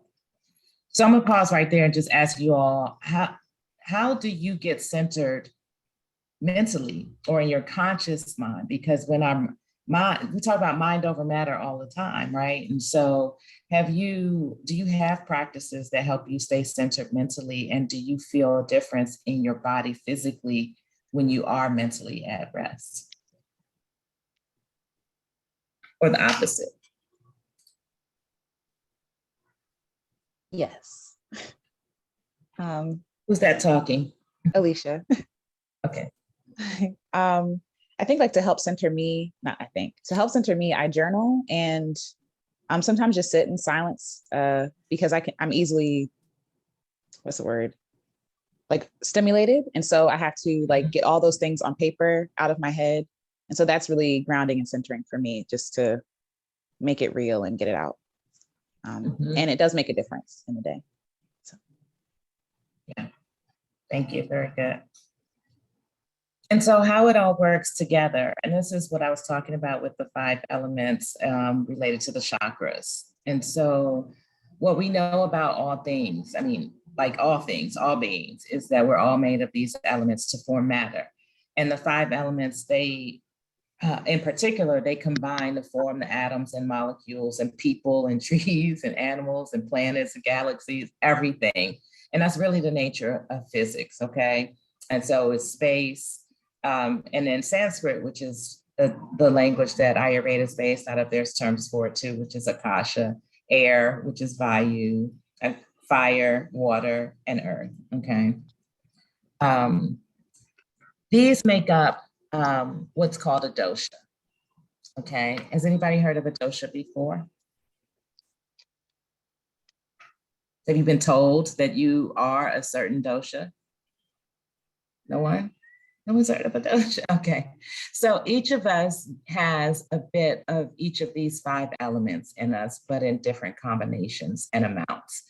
And this is really our essence. It's our makeup, our nature, or our constitution. Debbie, you have your hand up. Go ahead, unmute yourself for a question. You're muted, Debbie. No question. I was just replying to what you're saying. Do I know about my dosha? Have someone told me about my dosha? And it's yes. What is your dosha? And do I remember? No. No, okay. right now, today, no. Okay, all right, okay. But they're grouped into 3 categories, and it's Vata, Pitta, and Kapha. And they're called doshas, like we said, but a dosha is how we describe the combination of elements most predominant within us, or most predominant within you. It's how you categorize your physical makeup, or how the elements are most prominently in action in your body. When you have dominance in one area, it'll dictate your typical physical strengths, your weaknesses, your tendencies, your mentality, and your likelihood that you'll have certain illnesses. And so more specifically, we refer to your constitution as your property or your state of balance. When you're out of balance or you're imbalanced, we refer to it as vikriti, okay? But your property, you have it from birth. It's given to you by your parents. It's kind of what people mean when they say something is in your genes. And so it's a little deeper than that, and we'll go into it a little bit more. But people who are Vata typically have thin bone structure, are light. You can see prominences in their veins. They tend to do a lot of movement, moving around. Vata being related to space and air is about movement, is about transportation. Within our body, movement is how things flow in the digestive process. In air, it's how things are pollinated throughout nature. You need movement, but you don't want too much movement. When you have too much movement, you think about nature and storms, and everything gets all out of order. Things get dry, you get constipated, and on and on. People with a Pitta constitution, and tell me if you see yourself here, you can shout out, oh, that's me, are feisty, are fiery people. They operate with purpose. They might have a rounder face or rudish complexion, and larger eyes. They might be a little taller in stature. And their digestion is quick. It burns through things. And whereas a Vata digestion might be irregular because the wind is blowing and moving things around, a Vata type in their physiology might go between constipation and diarrhea, and some form of it, not necessarily full blown in one direction or another, but you will experience dryness, not only in your stool and your bowel movements. Think about movement is what we're talking about with Vata, but also in your skin, in your taste, in other organ systems, you would experience dryness. In Pitta, you would experience burning, heat sensation. You might have rashes on your skin. Skin is where the Pitta dosha resides all over your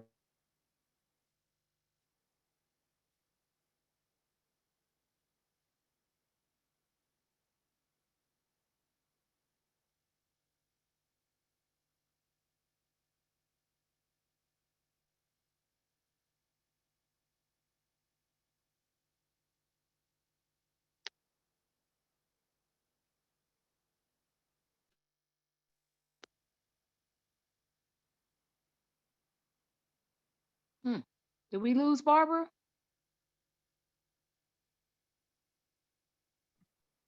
I thought it was me, but I guess she's. I did. Is she I back? lost Barbara. Sir, I thought Yeah. it was me too. She'll sign back on. She'll be Come back. For sure. Come back. She'll be back. Mhm.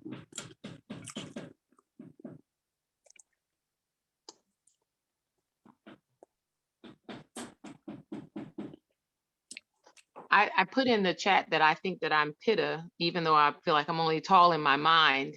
Had anybody else found themselves in the first two? I'm definitely tall in my mind. Okay. Okay. Definitely. I'm like 5'2". Okay. Yeah, When people ask me at the doctors, they ask me how tall I am. I said, well, if you're going to ask, I'm going to say 5'5", 5'6". I mean, if you're going to measure me, you'll get the truth. But if you ask me, I'm going to tell you how tall I think I am. So That's funny. Yeah. I'm definitely a 6-footer, and especially in the proper light that I need to be. Yeah, then I could be a 7-footer. But I'm 5'2" and 135 pounds. Same. I thought it was interesting when she talked about certain properties you get from your parents and your genes, and that others are more innate. And it makes sense now, that we are all created.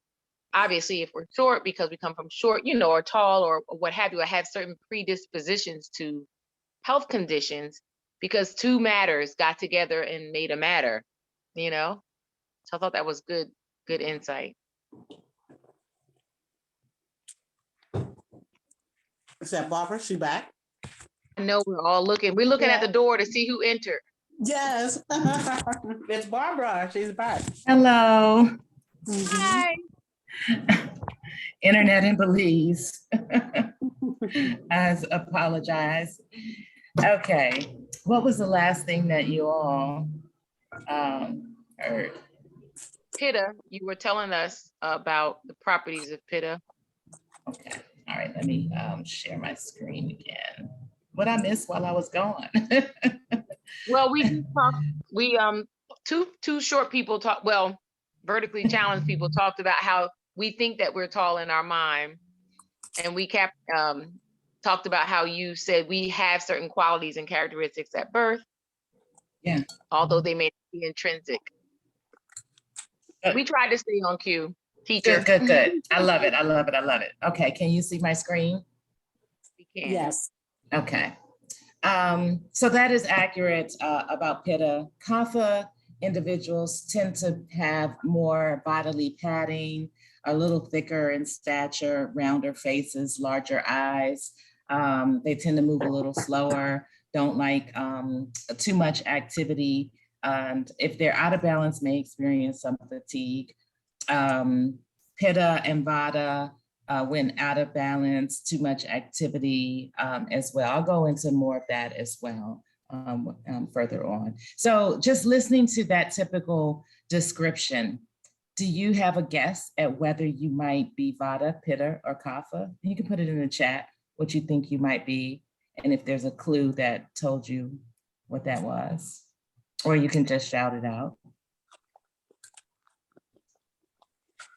And so just keep that in mind, and I'll keep giving you more clues. I can't see the chat. I don't know what's going on with my, oh, there we go.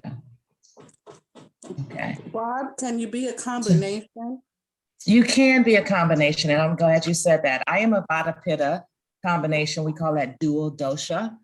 And you can be tridoshic. Tridoshic is very rare. Most people are dual doshic. Keep in mind, you're getting characteristics from both of your parents. Your prakriti doesn't change, but the expression of it changes, and it's mostly due to your vikriti, which is your imbalance. But I'm gonna talk about how it changes based on nature, right? And how adapting to nature makes a difference in your body and in your health, right? And so there are 5 elements that make up those doshas. They influence each other. And so when you add or take away elements from your essence, you're changing your overall property, your makeup or your quality. And that's really your health.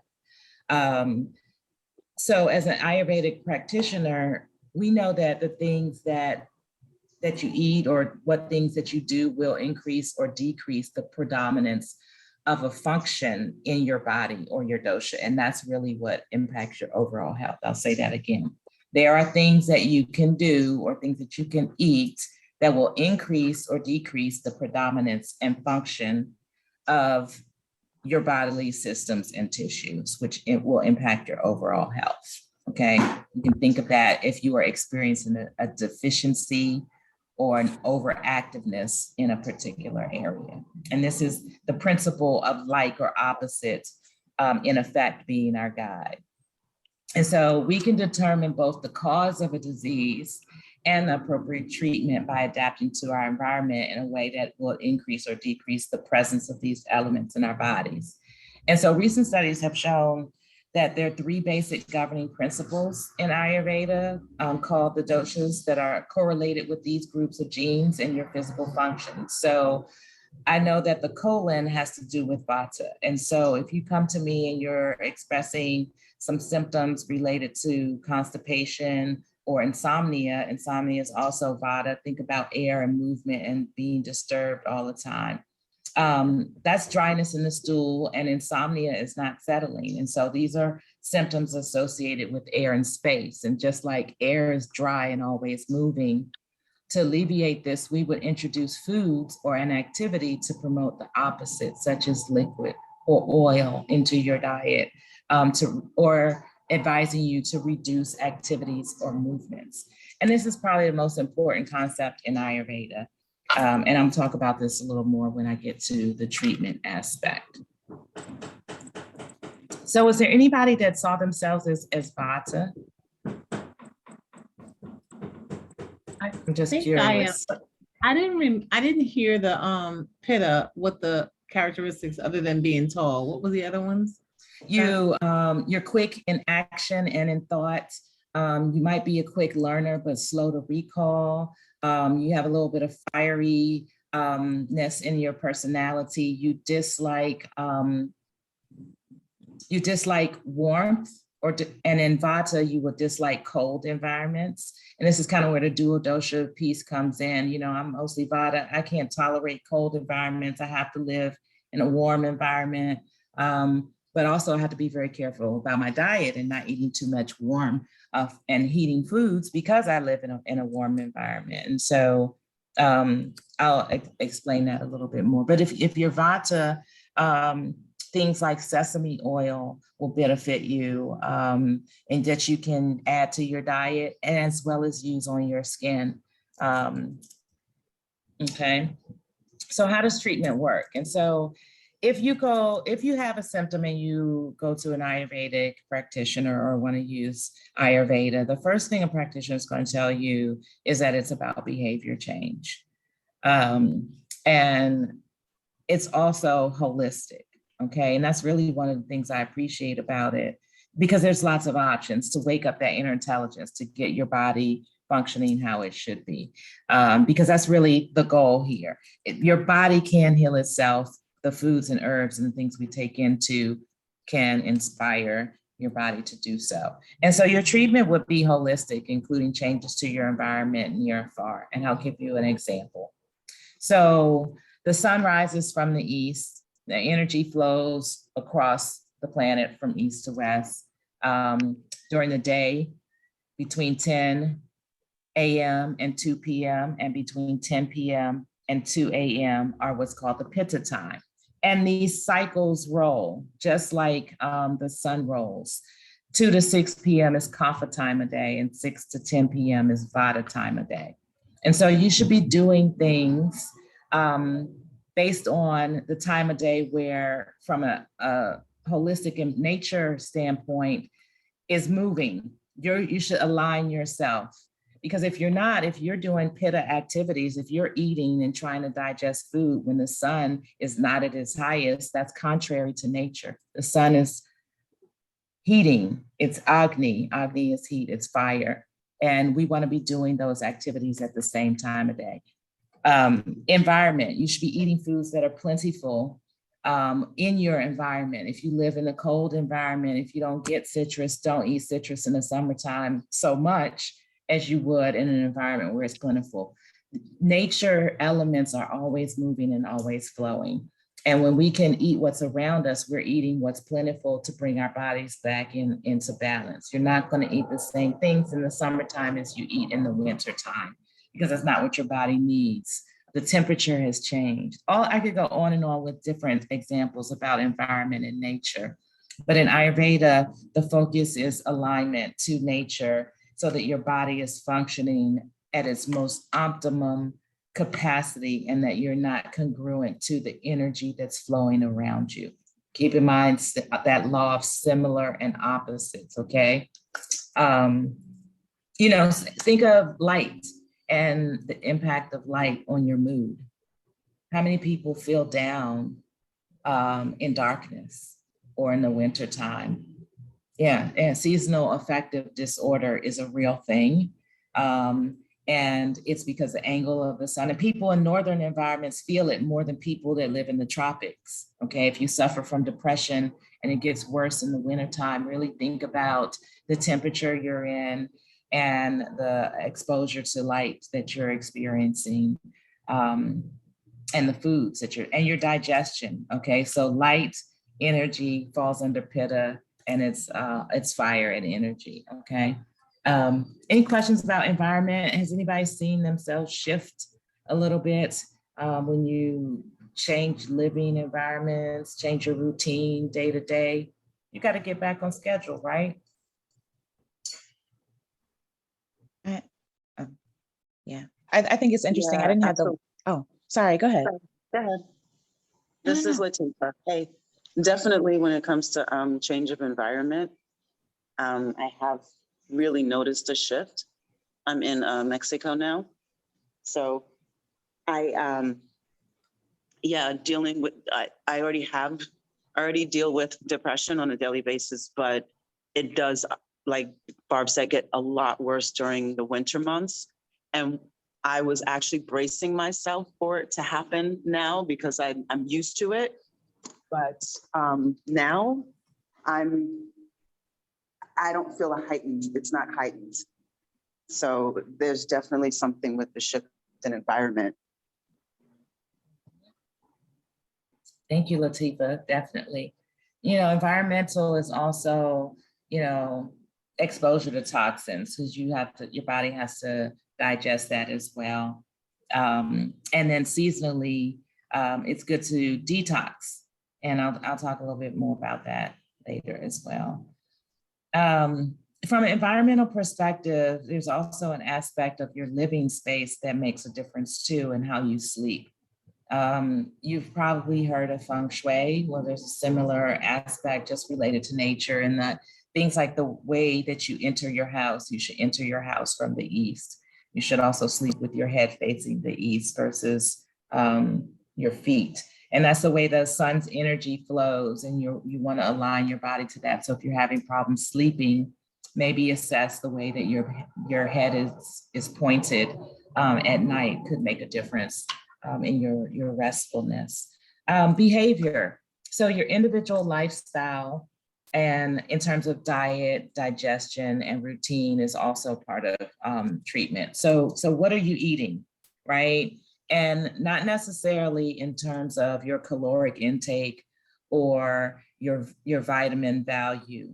What are you eating in terms of whole foods? Are you eating what's seasonally available? And then are you eating according to your dosha? If your dosha is predominantly vata, which is dryness, air, thinness, okay, you don't need to eat that because you've already got it, okay? And if you're eating too much of that, you might start to see ailments associated with dryness, which I've already talked about. And I talk about vata so much because it is the most likely dosha to get out of balance, and particularly women in menopause, that is the vata time of life. It's the last part of our life. We become frail, osteoporosis becomes a thing. Yesterday, we talked about the prevalence of Alzheimer's and dementia at the later time of life, and those are ailments associated with vata as well.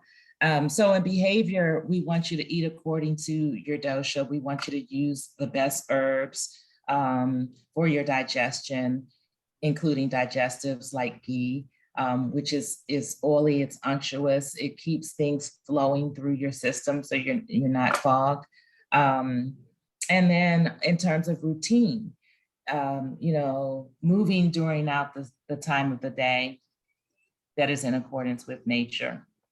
And also doing things like yoga, meditation, tongue scraping. With your tongue, I like to give everyone a tongue scraper. So that's going to be in your kit that you get, a tongue scraper. Why tongue scraping? Has anybody done tongue scraping or heard about tongue scraping? Rona says yes. I can't see everybody else. I think there's something in the chat too. So, but tongue scraping. So there's clues to our health in our mouth. But on our tongue in particular is where toxins kind of will build up. And if you look at your tongue closely in the mirror, you will see a coating on your tongue. And that is the toxins. That is it. That is the nutritive fluid that is stuck there. And each dosha has a different type of coating. And during an assessment with you, I can tell you where your imbalance lies just by looking at your tongue. If you're vata, your tongue coating is foamy and it's light. That's because it's air in that liquid. And so it's creating a little bit of foam coating on your tongue. If it's pitta, it's going to be a little yellow because of the fire in it. Your white coating will have some yellowness to it. And kapha coating will be thick and kind of creamy, just like the earth is thick. But so you can do that yourself every morning. You can scrape your tongue and you can look at the substance that comes off and you can say, it's a little thick today. Maybe my kapha dosha is a little high, and you can get out and go exercise because exercise reduces kapha, because kapha people are heavy and thick and they like to sit still. They like to take afternoon naps, but they get an imbalance. They feel heaviness around their center, midsection, and getting up and moving is really a way to do that. Kapha people tend to be mucousy because kapha lives in the chest and the head. And when you do a lot more mucus, you're also out of balance. And so kapha happens to be opposite of vata. If you're feeling that way, you can introduce more dry foods into your diet to absorb that liquid and earthiness as well. So that's the play of balance at work. In terms of your body, Vedic exercise with what we call yoga asanas and pranayama.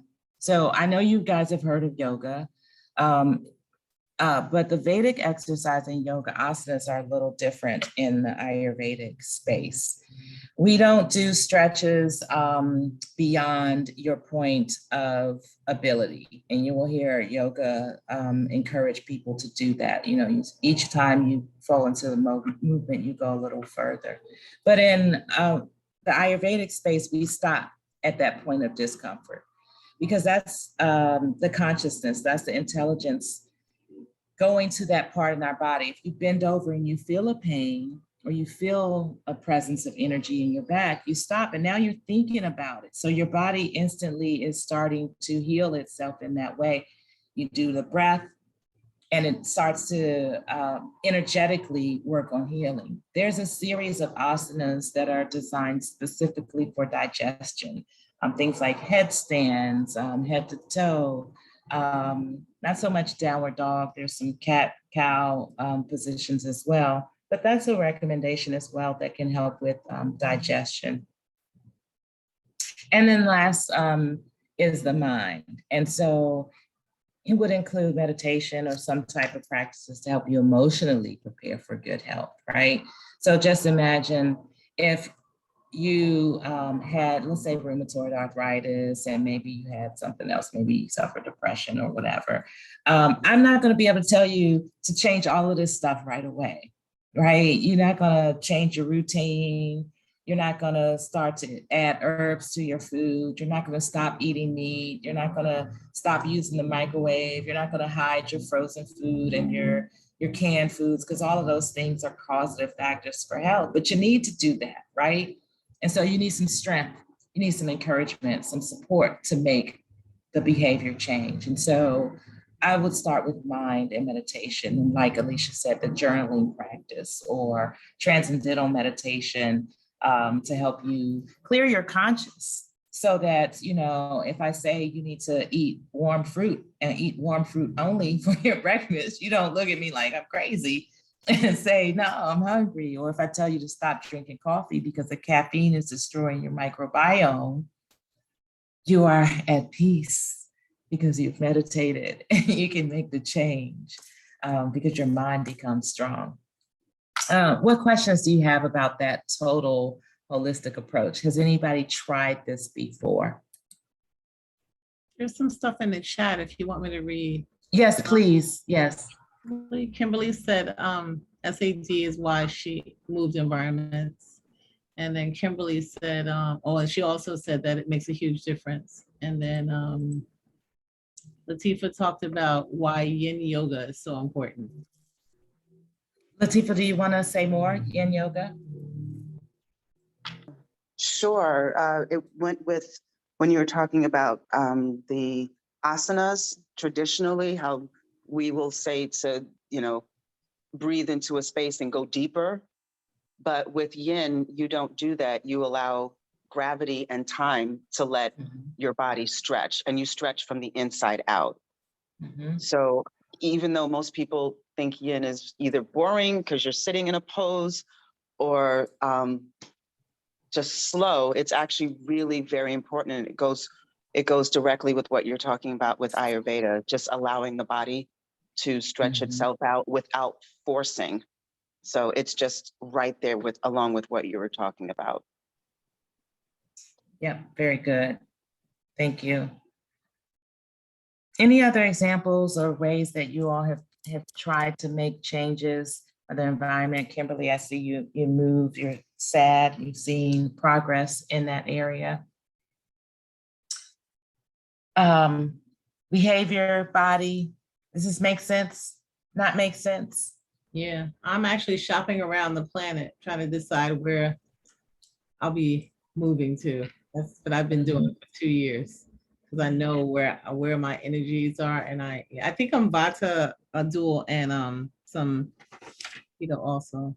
But yeah, so, and I see when I'm by the ocean, when I'm in a warm climate, I react to things so much differently. My creativity is there. I know my optimal hours are like between 4 a.m. and I don't know which dosha is that, but like 4 a.m. and like 1 p.m. After 1 o'clock, I'm kind of like done for the day. Creativity, you know, creativity. And I'm usually passed out by like 8:30 at night. That's usually what time I'm like, and I sleep super well if I do that. So yeah. And in Ayurveda, we'll tell you to go to bed by 10 p.m. and to wake up around 6 a.m. Because that's when the earth is settling at 10 and it's rising up at 6, and that's just what's natural. If you're outside of that, something's going to be thrown off. Yeah, that's good, Rona.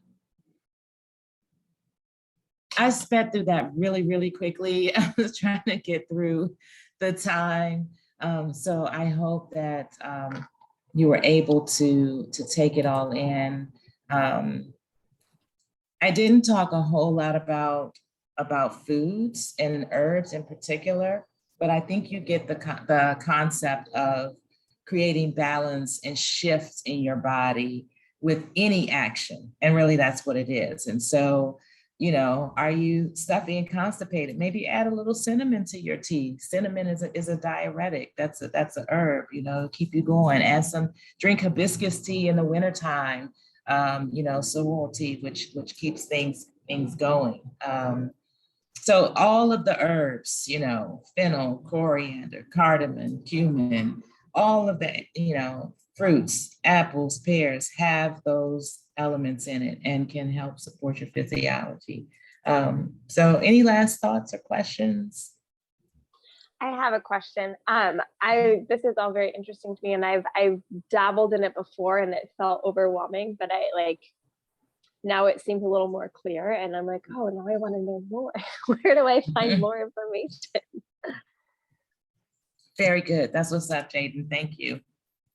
Yeah. So my learning program and my master's in Ayurveda, the 3-year program.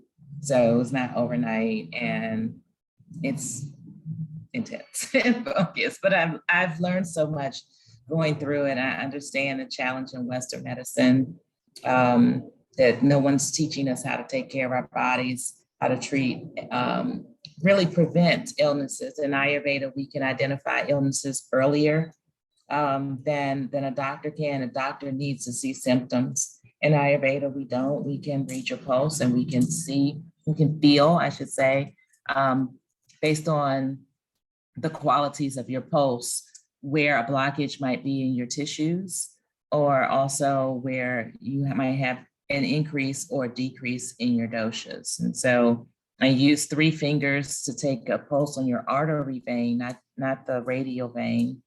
And kapha pulsations or energy flows different through the vein than vata does. If you imagine vata being airy, its pulsations move and flow, right? Think of that, radar, the pulse of radar, okay? Vata feels different when it goes through your blood. Kapha kind of does this, and pitta is like really, really, really, really sharp. The pulsations going through your pulse. So when I take your pulse, I feel the differences, and that gives me a clue to vata, pitta, and how it behaves. Is it warm? Is it cool? Is it slimy? Will tell me where it's located. So is it liver function? Is it heart function? Is it thyroid function? All of that can be determined through an Ayurveda assessment, whereas a modern doctor only can go on what you tell them and the numbers in a test result. And I tell you, if those numbers aren't within whatever range, they're going to send you home and tell you you're healthy, where Ayurveda is going to be able to identify some disease and disease means dis-ease. Don't necessarily think of disease as meaning a certain type of condition. It means something is not functioning most optimally within your body. So that said, let's take a little stretch. Inhale.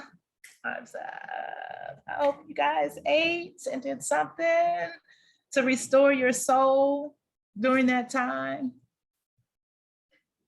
We are going to move right into our next conversation.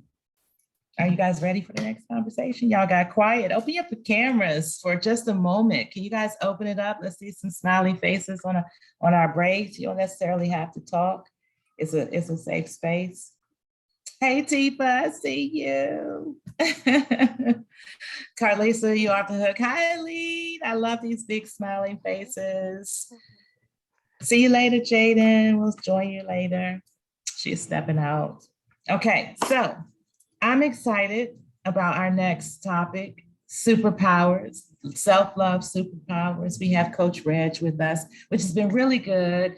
Coach Reg has been trying to be quiet. He didn't need to be quiet, but he is a relationship coach and is a principal coach at Are You Coached? Yes. Or our Relationship University Coached. And is with us to help us tap into those self-love superpowers. Right. And before we go on, last question, if you're interested in Ayurveda assessment, just reach out to me. I'm doing free get to know you sessions, and there's a whole process that's really enjoyable to learn more about your body, and I can help you with that. So you reach out to me for that. So Reggie, self-love power. I'm handing it over to you, my friend. Thank you. Okay. Thank you. Hello, ladies. How are you this afternoon, wherever you may be in the world? I would like you to interact. So let me know you're there. Wow. So let me ask you, well, actually, before I get into that, how many people are familiar with relationship coaching and what coaching is, quite frankly? Is that familiar? I know a lot of times in my experience, persons kind of conflate counseling, therapy, and coaching. And although in the same genre of mental health, they're different. Just a quick explanation, therapy tends to deal with the genesis of who you are, how you got there, why you process and feel about based on the traumas and experiences you've had. That's therapy. Mental health, and sometimes, and as in that space, things get uncovered and discovered about the person, so they can kind of learn to manage their lives and manage those challenges. Counseling kind of deals with the present, like, I'm working through something, want to manage this current space. And coaching, quite frankly, helps you move from where you are to where you want to go, right? And so what I do as a coach is I help people who recognize that they have some things that they want to work on and improve, but don't quite know how to get there. I coach around relationships using emotional intelligence because it's beyond, it's so far beyond love languages and attachment types. EQ as a buzzword for many, but it definitely matters. And so what we're going to talk about, it's going to deal with 2 of the 4 components, and there may be a third that we may touch on, I'm not sure. But the 4 components of EQ are self-awareness, self-management, relationship management, and social awareness. And again, it speaks to the individuals. Can you give them again? Oh, I'm sorry. Yes. 4? Yes. The 4 components of emotional intelligence are relationship management, social awareness, self-awareness, and self-management. And so what happens is you can be aware of something, right? You can know you have a temper, but not know how to manage it. That becomes problematic, right? Especially when we're talking about relationships. But just to give you an idea of, it's really about the individual. And I tell my clients often, I coach my client, not their story, because each of us have a story. Each of us have someone who's an experience that we can, that affected us, that upset us, that angered us, or what have you. And I've even created a model, it's called Decide, to kind of help people navigate and introduce a concern before it escalates the issue. Because what happens is, if you wait until it's an issue, you're likely frustrated and, quite frankly, pissed off. And you're like, oh, I don't want to do this anymore. But if you learn to introduce it at the concern level, what can happen is you give yourself some runway, some time to adjust to whatever that challenge is and that person that you are having that challenge with. And it's a way to introduce that concern respectfully, absent of an attack, an accusation, or an assumption. Now, that's just some foundational stuff, but I really would hope that you guys you can hear me okay, correct? Yes, we can hear you. Fantastic. So what I'll ask you to do, if you have questions along the way, please feel free, or we can, because I'm okay with it being interactive. And if you would like to wait until the end, that's fine too, if you have questions. But I would like to ask you one before we get into it. So let me ask you all, how do you connect with your superpower, your self-love superpower? How do you, or what does it take to become, or to become more proficient? No, let me step back. How do you connect with your self-love superpower? Let's start with that, and then we'll get into the next question in a moment. How do you connect with your self-love superpower? Please. I think by meditation and just finding peace and quiet, like, just feeling like I'm in a space where I can listen. Yes. With my next direction. And usually by the ocean, I gotta be. I caught that. And I totally get it. Because one of my favorite places is Cabo San Lucas. It is oh my God, it is my happy place. It really is. I really need to get back there soon. I intend to, but that's another conversation for another time. But I totally do. Adding that to my list. So playing and experimenting. Absolutely. So playing and experimenting. I like that. Being by the ocean. Latifah, got it. Yeah, I think I'm going to try to leave my chat open. Maybe I can see those without, oh no, I can't, because that will mean I can't see you and you can't see me if I do that here. Okay. If they come up.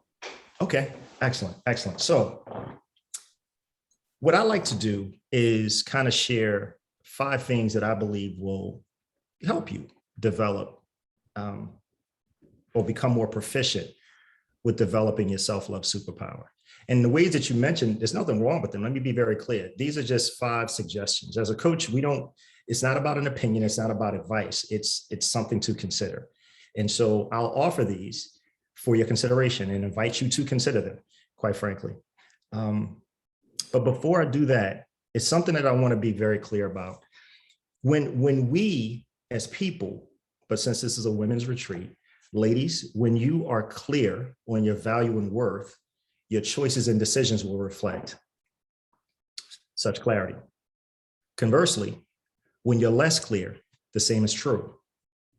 So it's really more about understanding your value and worth. And so the 5 things that I want to talk to you about have everything to do with, there are 5 things that I think I would like you to consider that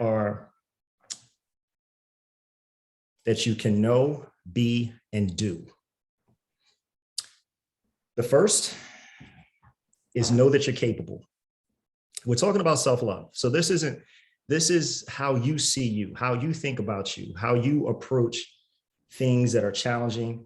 If you aren't sure of yourself, those kinds of things. So we're talking about know that you're capable, because at this station in life, I would imagine everyone on this Zoom and everyone who will see this at some future date has accomplished some level and measure of success in life. And so knowing that you're capable suggests that you can trust yourself. And when doubt does creep in, because it will, because we're human, and we'll touch on that in a moment as well, it's how you manage that, right? Again, we're back to self-management, because I can be aware that this emotion of these feelings come up for me, but how do I manage that doubt? Well, first way is to leverage your intuition. Your intuition is your built-in ally. It really is. It was placed in you at inception. In fact, for those of you who may be familiar with technology or have seen this before, it's OEM, original equipment manufacturer, right? Means it was placed in you in the beginning. So it's already there to protect you, and you can trust it. The other thing you want to do and something else to consider is vet what you're feeling along with your thoughts for validity. Because if your thoughts differ from your feelings, or your intuition, I'm sorry, not your feelings, but if your thoughts differ from your intuition, I would encourage you to trust your intuition. The reason is, I'll give you an example. Have you ever done something and then it didn't turn out the way that you thought it would or hoped it would? And then your first thought was, or your first comment was, oh man, I should have gone with my first thought. That was likely your intuition. Your intuition saying, hey, listen, trust this. We may not know what it is. We may not know exactly what's happening, but there's something that says stop. Just like there's something that tells us it's okay to go, right? So when we're faced with things, again, we're talking about being capable. We can trust ourselves. We can trust what we're feeling. We can trust what's coming up for us. And if not, ask us, okay, what am I balancing this against? Is it experience? Is it something that's happening right now that's unfamiliar? Am I willing to trust my experiences to help me navigate this present thing that's in front of me, right? Again, we're talking about knowing that you're capable. Something else that is huge are saboteurs. Are you all familiar with saboteurs? Have you heard of those before? Anyone? Yeah. Okay, got you. So saboteurs, obviously, I'm sorry, one more time. Just recently, for the first time, yeah. Oh, okay. I heard about them. Okay, so saboteurs are, let me give you my definition of them.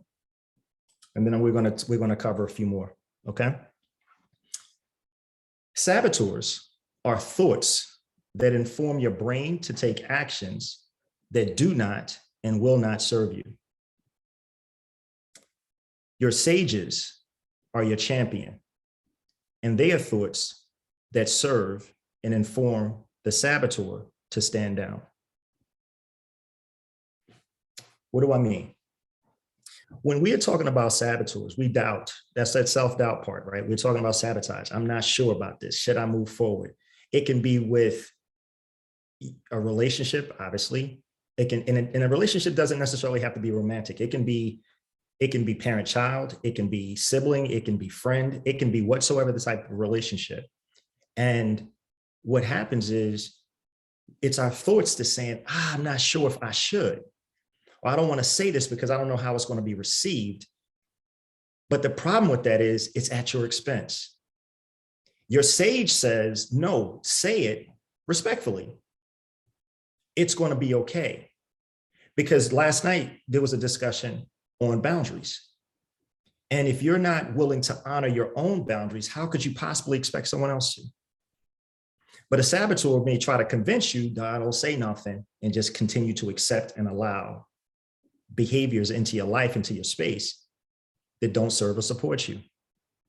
And sometimes you have to be your own advocate. Hate to break it to you, but it's true. Okay.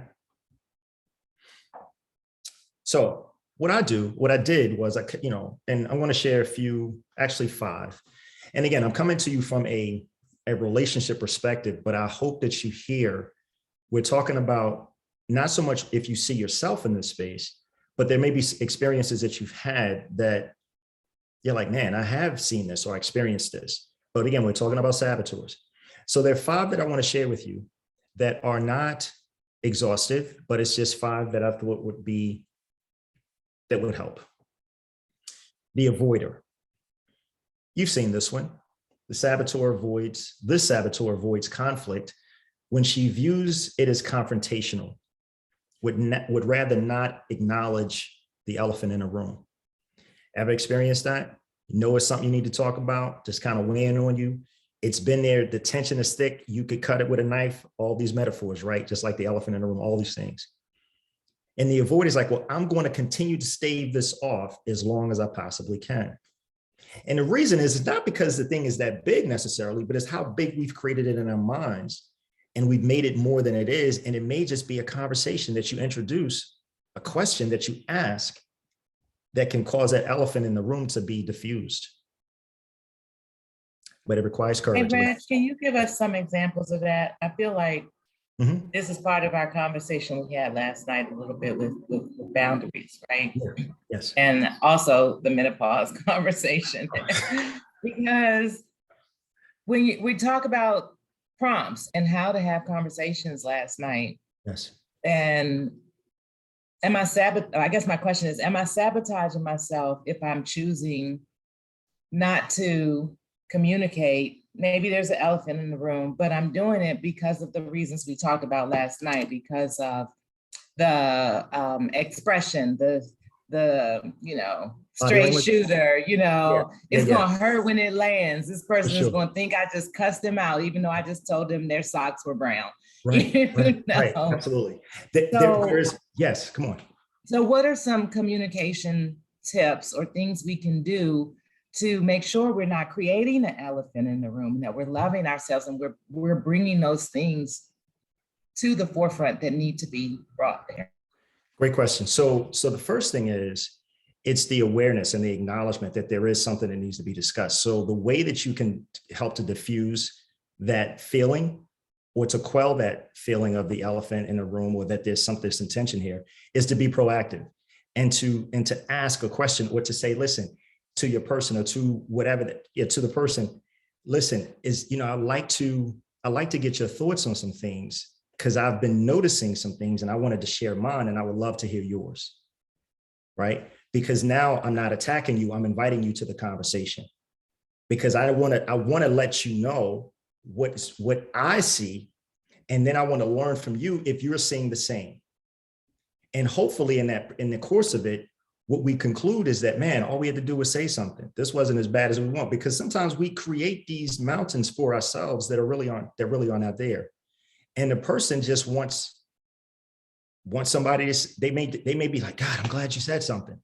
So it's a courageous act, but it may actually give the other person, the courage to say, yeah, I can talk to you too, because I realize you're not going to bite my head off. You're not going to cuss me out, right? You simply wanted to have a conversation.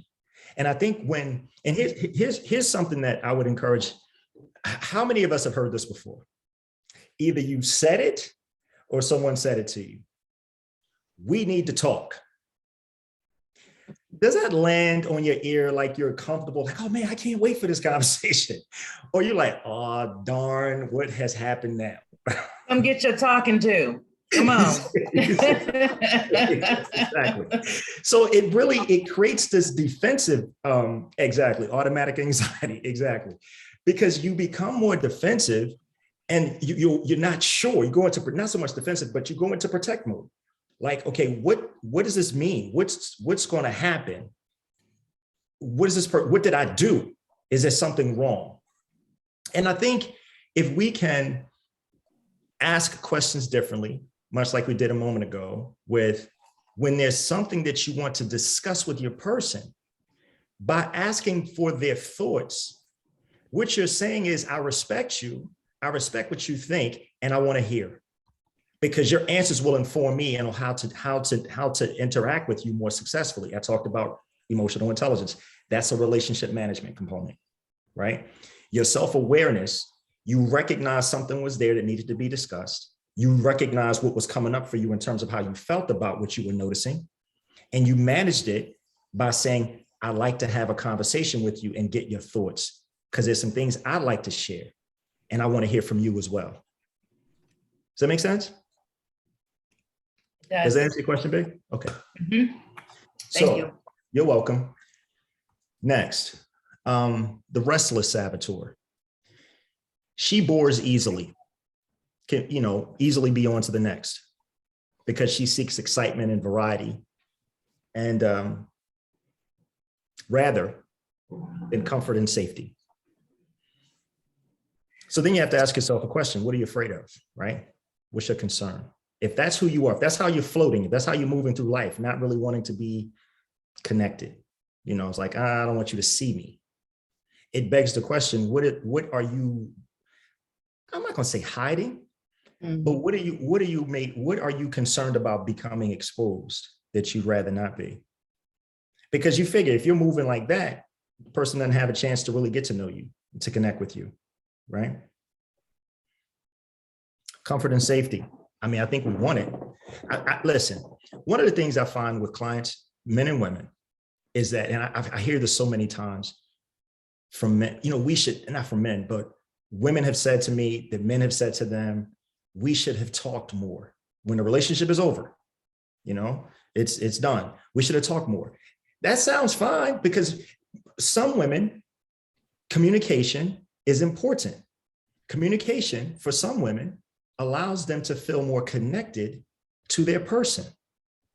It provides some assurance, like that we are together if we're communicating, and I feel confident in that.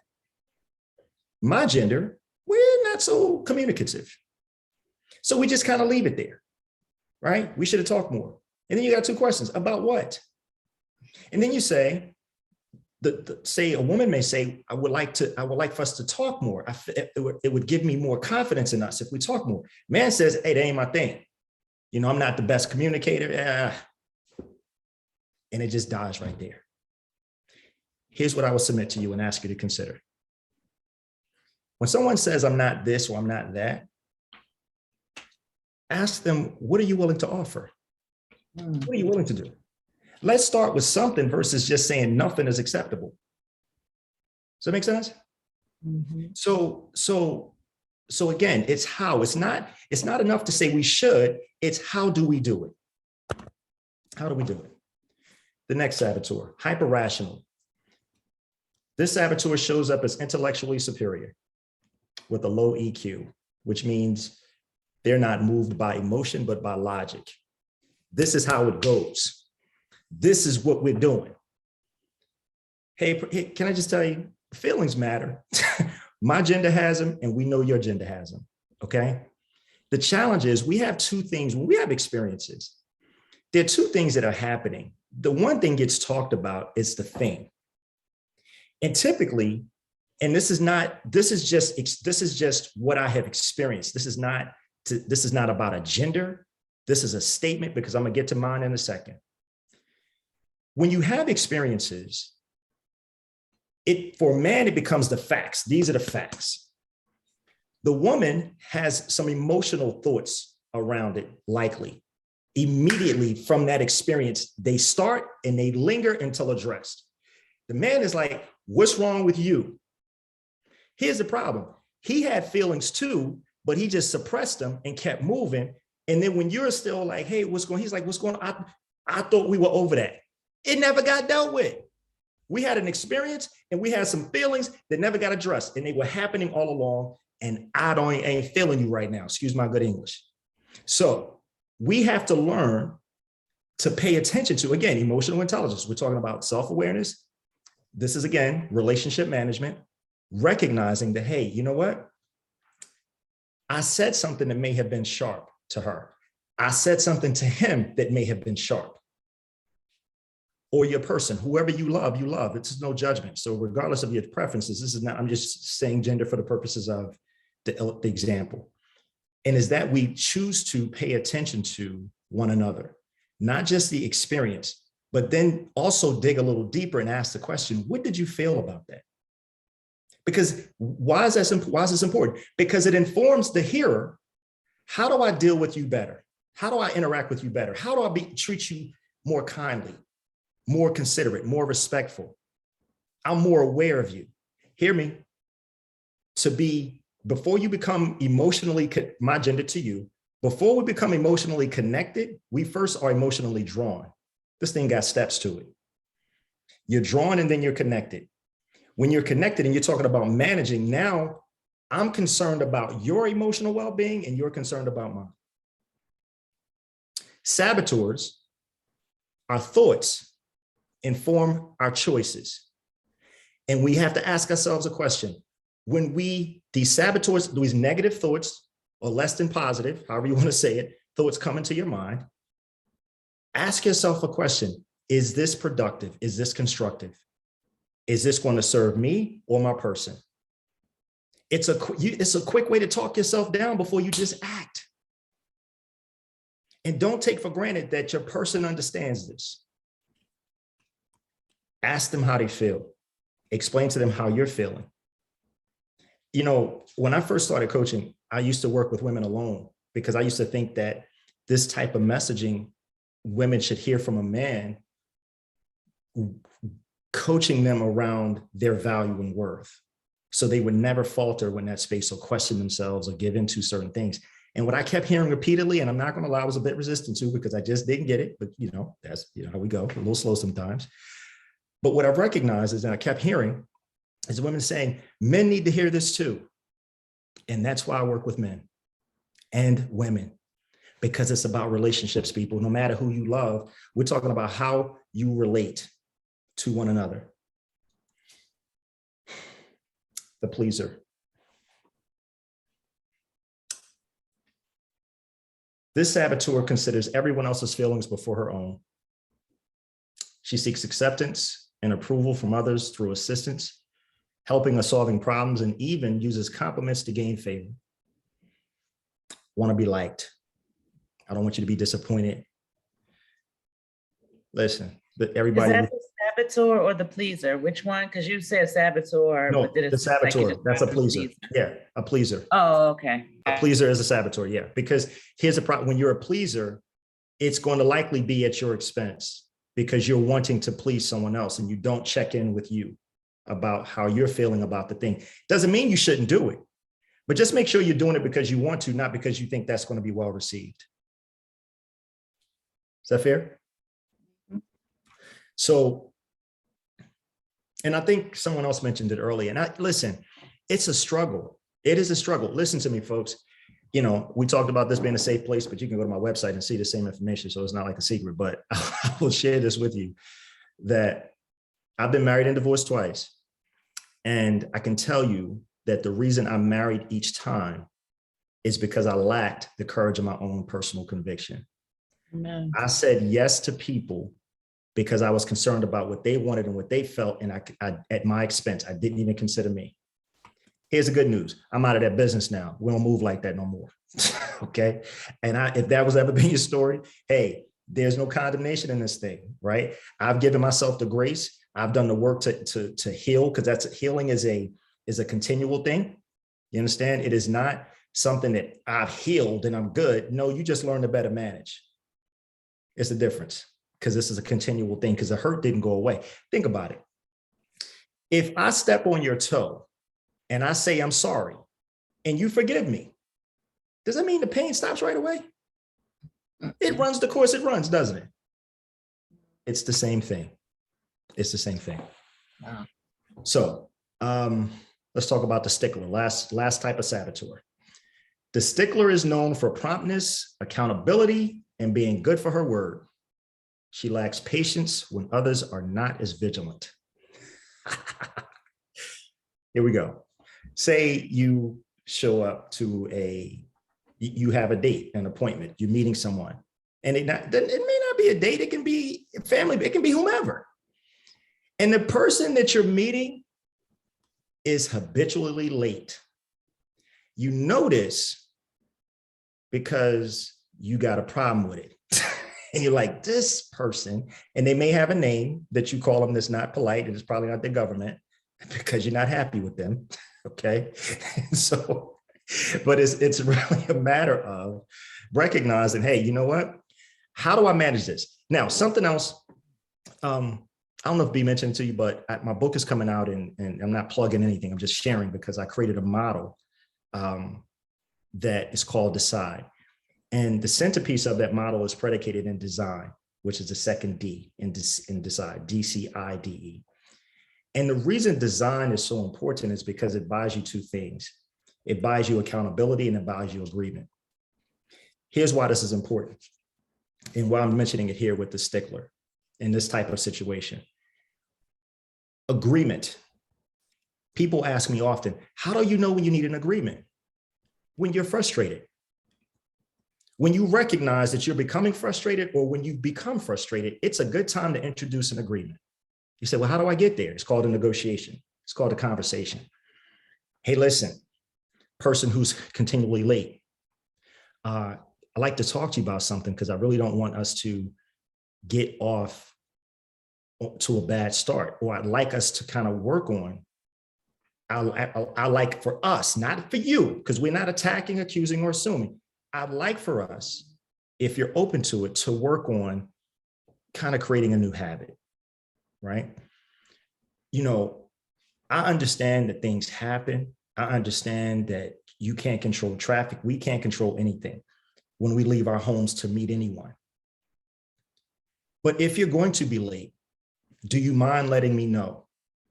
Do you mind texting or calling me to let me know you're going to be late, versus just saying, well, you know how I am? No, I'm not. That's no longer acceptable. If it is no longer acceptable, because you're saying, was like, I don't know if I got to do all that. Why I got to do all that? Because I'm asking you to. And so no. If you care about me, and if you care about us, I'm asking you to consider this. And if you get pushback, and they're like, what's the big deal? Are you tripping? Hate to break it to you, but that person may not regard you as you regard them. And that is a very harsh reality for some folks to accept, because we believe we have a good relationship, a healthy relationship, a respectful relationship with someone, because that's how we view and value them.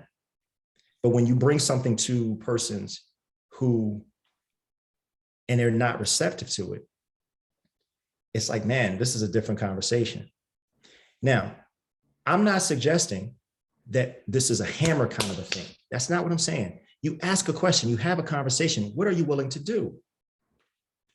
Are you willing to let me know? Oh, yeah, I can do that. Okay, cool. So they agree. So the next time you guys are out, they show up late. They don't call. They don't text. You're like, man, I'm sick of this. Hold on. Not another conversation, but a gentle reminder. Hear me. They have far more runtime with that bad habit than they do with honoring the new agreement. And so grace comes in as they grow and develop the new habit. Here's something else to consider. It doesn't have to be time. It could be something they bring to you with a similar challenge, not a similar challenge, but a similar concern or another concern, I'm sorry. And they're asking you to do something.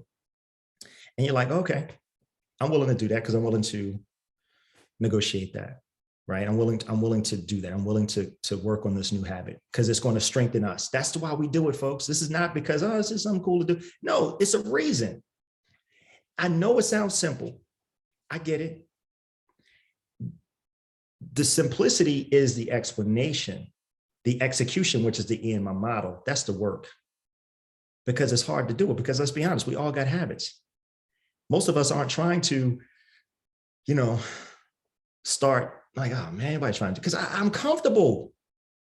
I like me. I like how I move. I like what I do. And you're asking me, I said, I don't know if I want to do that. Again, it's how we can be better for each other. We're talking about superpower, your self-love superpower. You do this because you love you. You care about the person and you care about the relationship. But it begins with your awareness. Your self-awareness. It begins with your self-management, or continues, with your self-management. And it's also filtering into relationship management, right? So the idea becomes my awareness. We're talking about my superpower, my self-love. How I move, am I honoring me? Am I being patient with others? Am I being more kind? Am I being more respectful? Am I aware that, you know what, maybe I should ask them a question because maybe they're not as aware. Maybe they didn't know. And rather than attack them or tell them what they did or didn't do, how about say, did you realize or were you aware that your last response sounded a little sharp? I don't know that that's what you intended. I don't believe that's what you intended, but it sounded a bit sharp. Oh, you know why that's perfect? It's because it's a question. It gives the person an opportunity to hear you and not feel like you're attacking them and telling them they did something. Who do you think you're talking to? Whoa, whoa, whoa. That's not going to go well. But if you ask them, did you realize that your tone, your voice is elevated? And mine, I'm still here. But you're here. Help me out. Because what happens is when you don't address that real time, now the issue becomes compounded because the issue is no longer the issue. You got this thing about, I don't like how you're talking to me. So the thing that that was first on the table now is kind of getting buried. Does it make sense? Yes. Mm-hmm. So number 2 of our 5, moving on.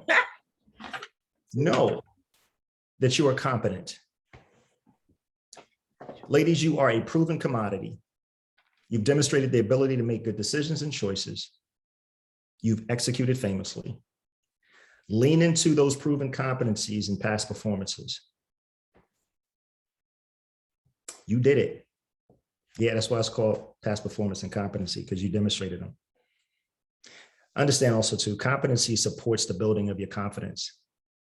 So I think, I'm sorry, what's your name? Carlissa talked about it earlier when she said, it's not about being confrontational, but will you stand for what you feel and believe? Or will you just kind of like, your competency says, no, I'm confident in what I do. And I'm okay with saying this respectfully, because it's, believe it or not, that self-love superpower, these are all, they kind of have a close, building it, I should say.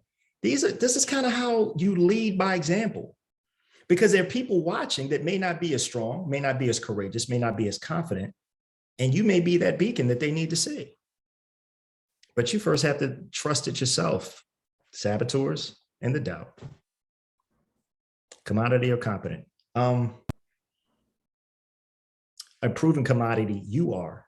And because you're proven, what made you a proven commodity is your demonstrated competency.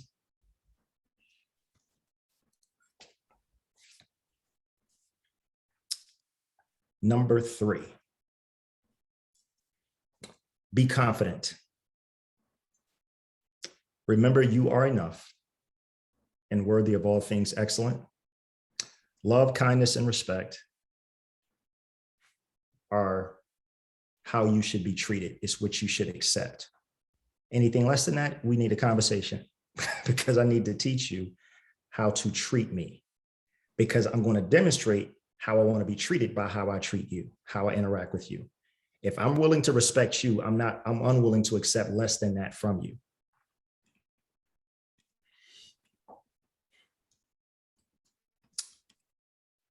Yeah. Or eliminate those folks from you. That absolutely. Absolutely. 100%. There's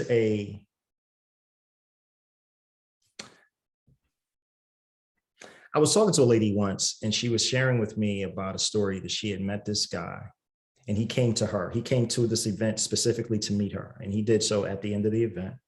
They had a conversation, and he set up for her eye, so she was cool with that. But then what she was thinking about is because she was aware of herself, and she said, in the past, I have questioned if I was enough at some future date. The person met me, I was fine. But somewhere along the way, I lost perspective or lost sight of that perspective and began to question if I was enough to sustain, to keep him engaged, his attention, whatever the case might be. And what I loved about it is that she says, I recognize that. And so it's not about if I like what I see, it's about vetting and checking the things that I can't see to see if this makes sense to continue. Reg, can we talk about that a little bit? Because I think that this is, it's something that we all get faced with. I think everyone here has a certain amount of confidence and have been able to leverage that confidence for success in love or just loving ourselves. Mm-hmm. However, we all get to that point where you just get beat up a lot, right? And I think what you were saying in this client of yours is saying eventually she gets to a place where she wondered whether she was enough. And maybe that was because something, actions or otherwise, was chipping away at her confidence. Right? Yes. And so I think all of us are confident on a day-to-day basis, but when we're in relationships and that person, you get dressed and that person says, why are you wearing that? Right.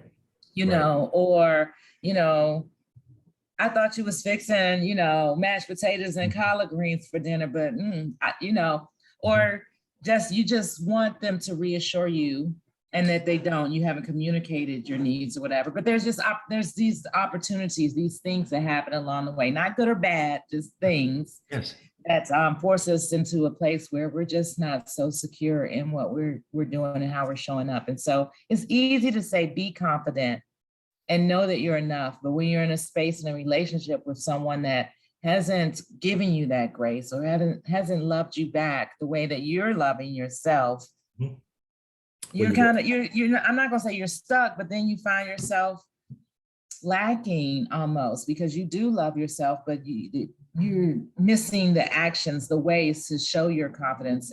Last thing, and then your comment prior to that resonated with me because you talked about the man-woman dynamic and the woman being confident in order a way for the man to be drawn to that, but yet the man is sometimes the thing that's chipping at that confidence. Right. And both points are true.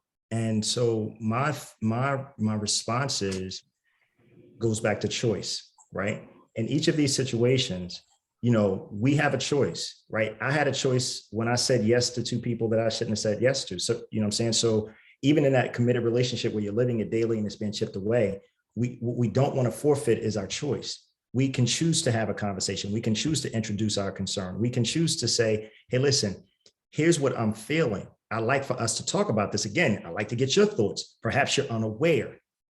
See, I don't want anyone I would hate for someone to just continue to exist in a space being emotionally dissatisfied. And when there's a way to address it, because again, that's where it begins with the conversation, to bring to that attention of your person, hey, listen, this is what I'm feeling. I don't necessarily believe you intended to be hurtful. And they say, yeah, I did. Again, that's a different conversation if that's the case, right? We don't want that, but it could happen. But the point is, you can, if courage is one we're going to get to in a second, courageous enough to have the conversation with the person, absent of the fear of some type of it not being well received. Because sometimes what will prevent us from choosing us is because we imagine how what we want to share is going to be received and not considered. So we're like, nah, I ain't gonna say nothing. So again, I go back to choice, and I employ persons and encourage those who struggle with that, because we all do. If I had it years ago, I would have made different choices, but I didn't have it. And so we are all developing and learning and growing. And that's why this thing is evolutionary. I wouldn't, and hear me, none of this is easy. None of this is easy. But just like difficult conversations, right? Difficult conversations are not comfortable. They're not convenient. They're not fun. But what they are is necessary. Amen. Especially when it's chipping away at your value, how you view yourself and your confidence. And don't give anyone that much power over your choice. I don't know if I answered your question, B, but I hope it was close. Yeah.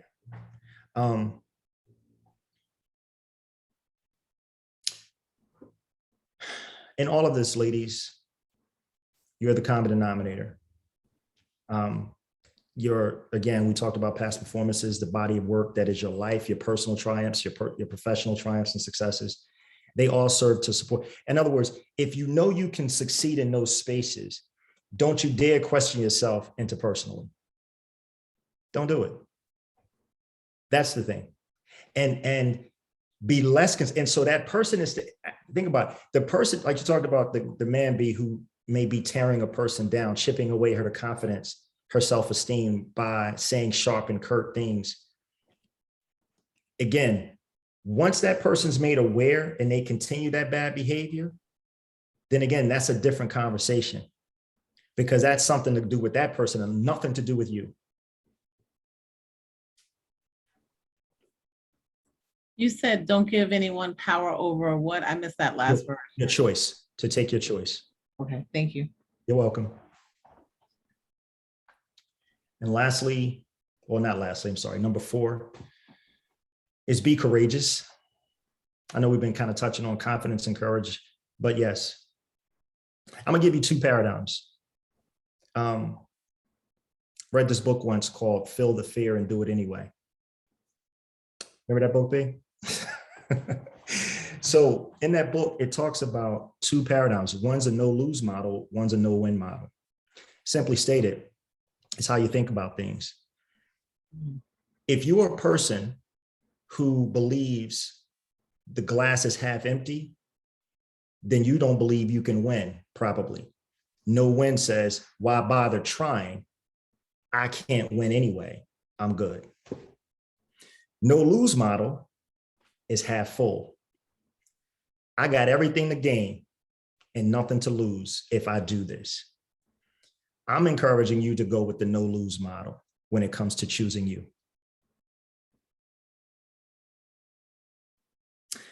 Another story. I'm going to use this. I hope you hear me. I really do, because we've been talking about what do I do when, not sure.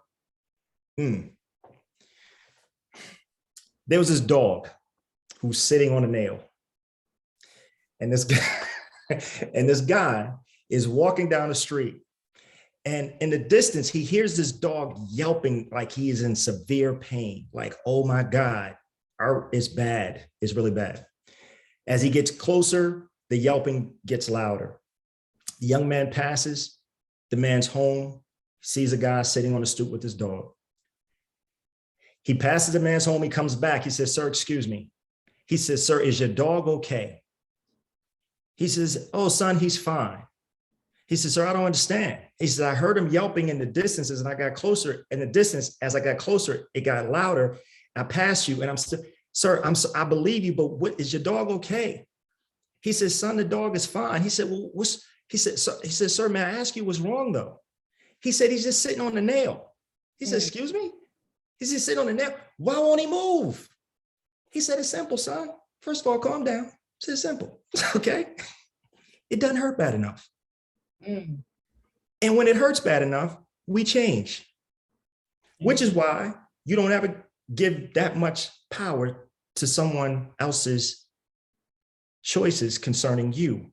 Don't you relinquish, don't you forfeit your choice because somebody wants something from you or with you that you don't want with them.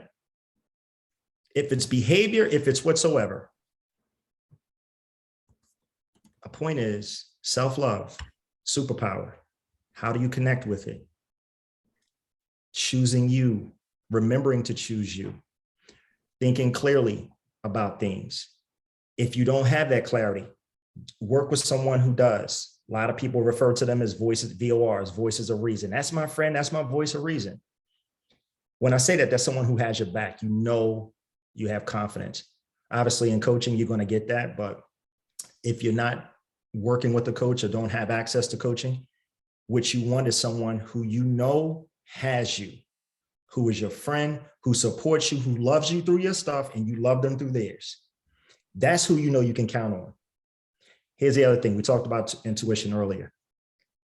That's discerning, right? Use your intuition to vet that person that you choose to share with. We talked about it all week in this being a safe space. That person that you trust must be also. And you believe that what you share with them stays with them and they can trust you the same. Lastly, do commit. I told you there's 5 things I want you to know, be, and do. Lastly, do commit. Do commit to developing your new habit, connecting with your superpower. Vet each decision through the lenses of your new paradigm. Your new paradigm means I'm considering me first and how I feel, what I need, and if what I feel and need aligns with what's being asked of me. So a quick recap. 5 things to know, be, and do. Know that you are capable. Know that you're competent. Be confident. Be courageous. And do commit.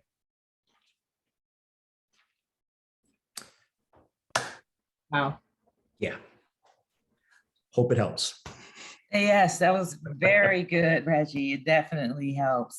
If we can just open up our microphones, your videos, if you're able to. Any last questions or thoughts? That was really powerful. We were all just kind of like listening. Great. Any questions, y'all? I was looking for my church fan. Like, no, that's wonderful. Please, if you have questions, please ask. Be more than happy to answer if I can. Oh, in fact, you're moderating, so you have the questions, Rona? Yeah, well, most people were, amen and oh, okay. in there. And Sister Nzinga says self-love is so important because if you don't love yourself, you can't live with anyone else. Peace. Absolutely. 100%. I bet that we can't love anyone else. Can't love anyone else. Very good. Thank you. Absolutely. Yep. Kimberly says, I believe chipping away at our confidence happens in relationships like parental and familial, which makes it difficult to build it. Right. Yes. If I could just kind of stop there for a second. Here's the thing. I mentioned some things earlier about a model and relationships and things like that. What's important to understand is that this is not a solo effort, which is why I mentioned earlier about just not working with women, but working with men, because both people have to participate. This doesn't work any other way. It just can't. You can't sustain, you can't build, you can't continue a relationship alone. That kind of defines the whole, that's not the word. You say your relationship means you're relating to someone. So and sometimes, now hear me, I'm not saying in relationships you won't struggle. I'm not saying in relationships you won't necessarily do more and feel like you're carrying it, because there may be occasions and there likely will be when the person you're in a relationship with will be carrying things also, right? Because we're human, flawed and fallible. We're not on always. And so the idea becomes, let us do this together. Let's learn this together. Hear me. Before you even have that conversation, I'm going to ask you there's two questions you need to get a positive and affirmative answers on before any of this matters. Here's the first one. Do you care about me? Second question, do you care about us? If the answers are yes, then the conversation can be had about working on things together. If those two answers, if one is yes and the other was I don't know, don't even worry about it. Because you have a firm grasp on an empty bag. That's all I'm telling you. We got it. We got it. We're not gonna do that. Because listen, I cannot wait for this to come out. I'm so excited about this because there's such a need to understand these gaps that we have between men and women in communication and relationships and interpersonally, and really just with people. Because we take, with men and women, there are perceptions that need to be dismantled, but those conversations don't happen, right? They don't happen because people take stuff for granted. They rely on experience. Oh, I've seen this before, but you haven't seen her before. A woman, I've seen this before, but you haven't seen him before. How about ask him a question? Sir, how about ask her a question? Please do not assume. Do not take for granted. If you notice some behavior that gives you pause, learn to introduce it as a question around what you're noticing and suggest that I don't understand what I'm seeing. Could you please explain this to me? It is not condescending. It is not critical. It is not facetious nor sarcastic. It's honest. I'm seeing something. I really don't know what this is. Could you please explain it to me? And wait for the answer. You see? And so some people will be offended by that level of cleverness. But yes, I think we understand that's really where it all begins. Healthy relationships is in the questioning the things that we don't understand or don't serve us, to allow opportunity for conversation to take place around them. Absolutely. And here's why you do it, ladies, because we're talking about that self-love superpower. Right. It manifests, the action is in relationships when you apply it. But the reason you do it is because you understand self-love. I'm choosing me. This is how you develop and connect with your self-love superpower. Yes, Rona, please. I want to say that I also had two, I guess I'll call them failed, broken marriages that I walked away from. But in hindsight, doing that self-love, looking for my superpower, focusing on me instead of the next person, or, what I revealed is I was allowing people to choose me. I was not, and even in the cold thing, it was just like, what? You want me flowers? Like, just like, let's get married, let's have a kid. So none of that. So I had to, I think a lot of us, I'm speaking for myself and a lot of Black women I know, no one taught me how to date. No one taught me how to have a relationship, from the church and all these other things that we, talk about, and what are the things that we're growing up with, our values. And, if I was to date like a whole bunch of different guys, even just to have coffee or dinner, and people would see me, it was automatically, there's all these judgments that we're taught as women. So I've taught my daughters, look, you need to date 1,000 guys before you get married.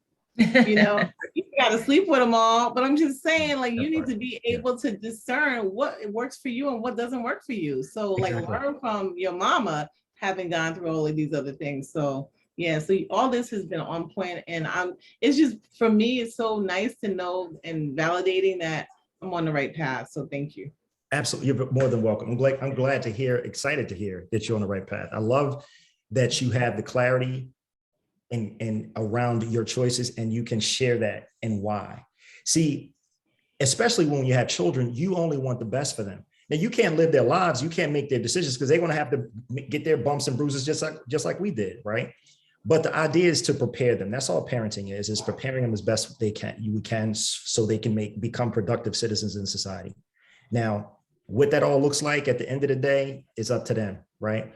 But it's so true in relationships. And you talk about judgments, and it's amazing the things that we accept. And again, it comes back to recognizing what's happening. The person here's a problem, right? God knows, we as people, I think a lot of people experience this, some overcome it, some still work through it. And that is being concerned about what others think. You know, I think in my 40th year of life, it was like so illuminating because all of a sudden I didn't view things the same way. I didn't care about what people thought as much. I didn't care about what they're going to feel, what they're going to say. Who gives a care? You know why? Get into this study, I'm gonna give you a secret. Because I'm the one who puts my head on my pillow each night, not you who have an opinion about my choices. So that shared, pick a cheek. So, that's all I'm saying. Not this cheek. Right. Not this cheek. Not that cheek, babe. Okay. Thank you so much, Reggie. This is really good. 5 points thrust is what I'm going to call it. That's a better word. Thank you, ladies. Hey, listen, I thoroughly enjoyed it, B. Thanks for the opportunity. Can I just share one last thing? Just one last thing. Yes. This is not a plug because I know people have been plugging stuff. I ain't doing that. I'm not doing that, but it's something I'm proud of. I know you guys don't know me. I'm meeting many of you for the very first time, but I'm excited because my brand was, we were featured in Platinum Magazine last month, first cover. So very excited about that. I will share my contact information. And in fact, I'll type it in my, in the chat, and you can go learn and see more about how to connect with me. And yeah, I got this coming up for you, babe. Good, thank you so much. You're welcome, thank you. Good day today, y'all, right? Give some snaps up, can't see you, can't hear you. Let us know that this was good for you one way or another, your reaction in the chat. Let's check in really quickly. We'll go around and do our number system. If you weren't here yesterday, on a scale of 1 to 10, how are you as your best self in this moment? I am feeling pretty good. I'm like a 9, 9.5 as my best self this moment. So just shout out your best self. What's your number? Feeling at 8.5. Oh, cool. Like it. Are there numbers in the chat? An 8 in the chat. Good, good. There's a 9, 8.5. I'm loving these numbers. Good, good. Trending towards 10. We started out yesterday. Do y'all remember the numbers from yesterday? They're like 4s They were like and 5. 5s. Yeah, I right. think our highest number yesterday was like a 7.5 or something like that. So this is good. This makes me feel good. And the feedback yesterday after our meditation was that we were calm, we slept well, we had a lot of insight about love. So we're going to close with another meditation today. And hopefully you can take that into your afternoon and evening and have a loving, productive space the rest of the day. Today, we start tomorrow a little earlier, 1 hour earlier at 10 a.m. Eastern with some yoga, love from Miss Latifa. I don't know if it's yin yoga, but it will be good yoga. And then manifesting greatness, Jonna Lemire will be joining us. We're going to follow that up with Jaden. She had to leave, but she's going to be doing massage, that myofascial connection, releasing tension in that layer of tissue, that mind-body connection. And then we will end the day with creativity with Alicia, reclaiming your creativity. So tomorrow will be a jam-packed day. We will do a longer lunch break tomorrow. So we'll do like a 30-minute window where we're not doing anything because we are together longer. So just plan for that. Any last thoughts or questions? No? Okay. So our meditation today is daily practices for love and happiness. A few moments to share.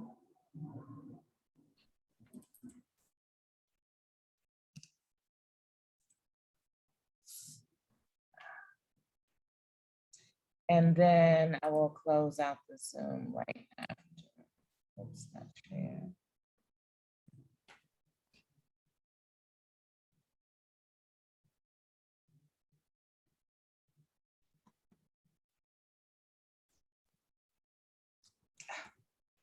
Technology, give me 1 second. Play.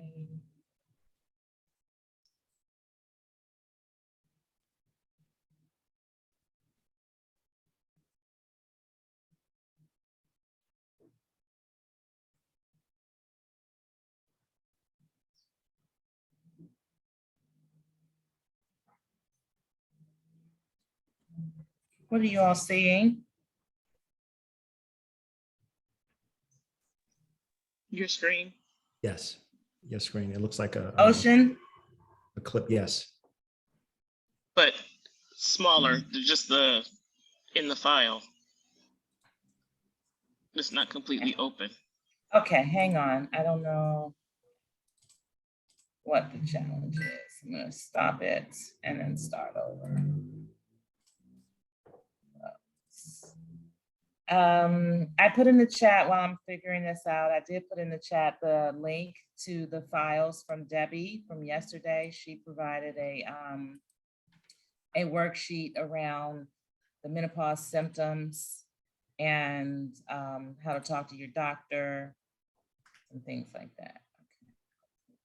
Speaking of technology, how do we copy something from the chat? Every time I try to copy and paste, it selects all. Like I was trying to copy your information, Coach Reg, and then Debbie's information. Is there a way to do that? You should be able to. What happens if you click on the links? Oh, duh. That was, well, we know. You click on it, it will open. Coach Reg is not a link. It's not a clickable link. It's not? Oh. It should be. Okay, 1 second. How about this? You know what you could do? You can go to my website. Okay. And you can get everything that you're going to see in there as well. That's just a link with some other additional information. It works. It's just you're unable to access it. Yeah. But it's areyocoached.com. I'll put that in the chat as well. I got you. Thank you. You're welcome.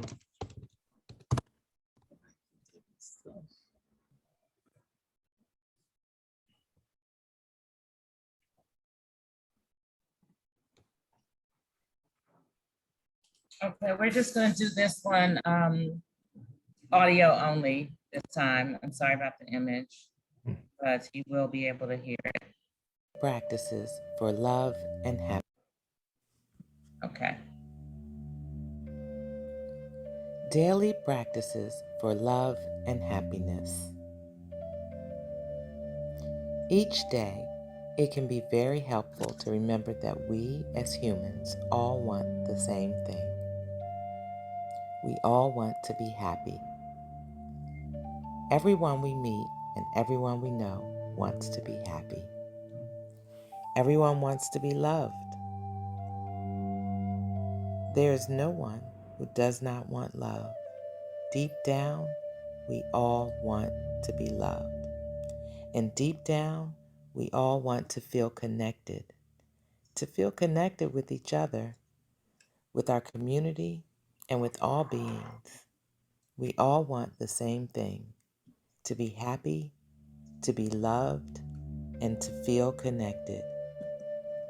Also, helpful each day to cherish yourself and others, to appreciate yourself and to appreciate others.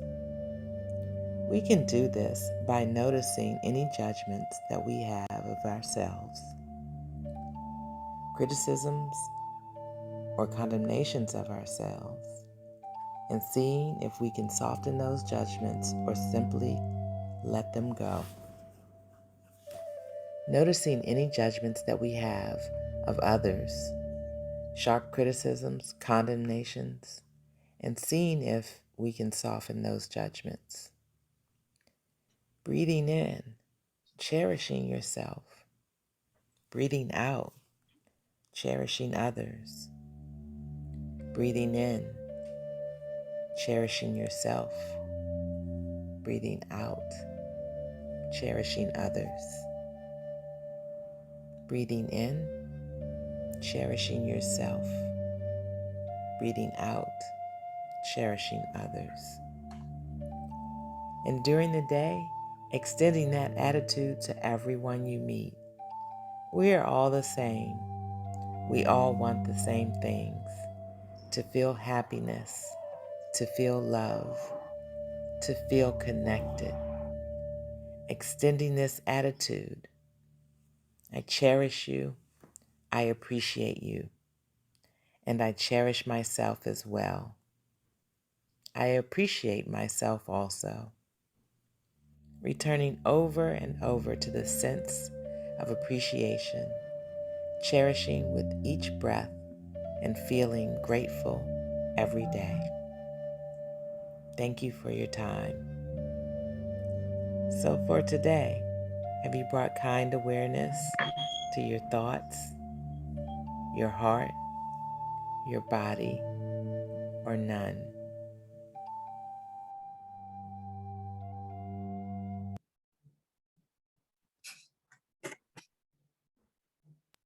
Thank you, everyone. It's a wonderful time together, a beautiful meditation. Enjoy the rest of your day. I'll hang out for a few moments if you guys want to chit chat. Bye. Thank you. Thank you. Y'all not going nowhere. I love you. We just gonna stay here in the Zoom. We just gonna look at each other and stop recording.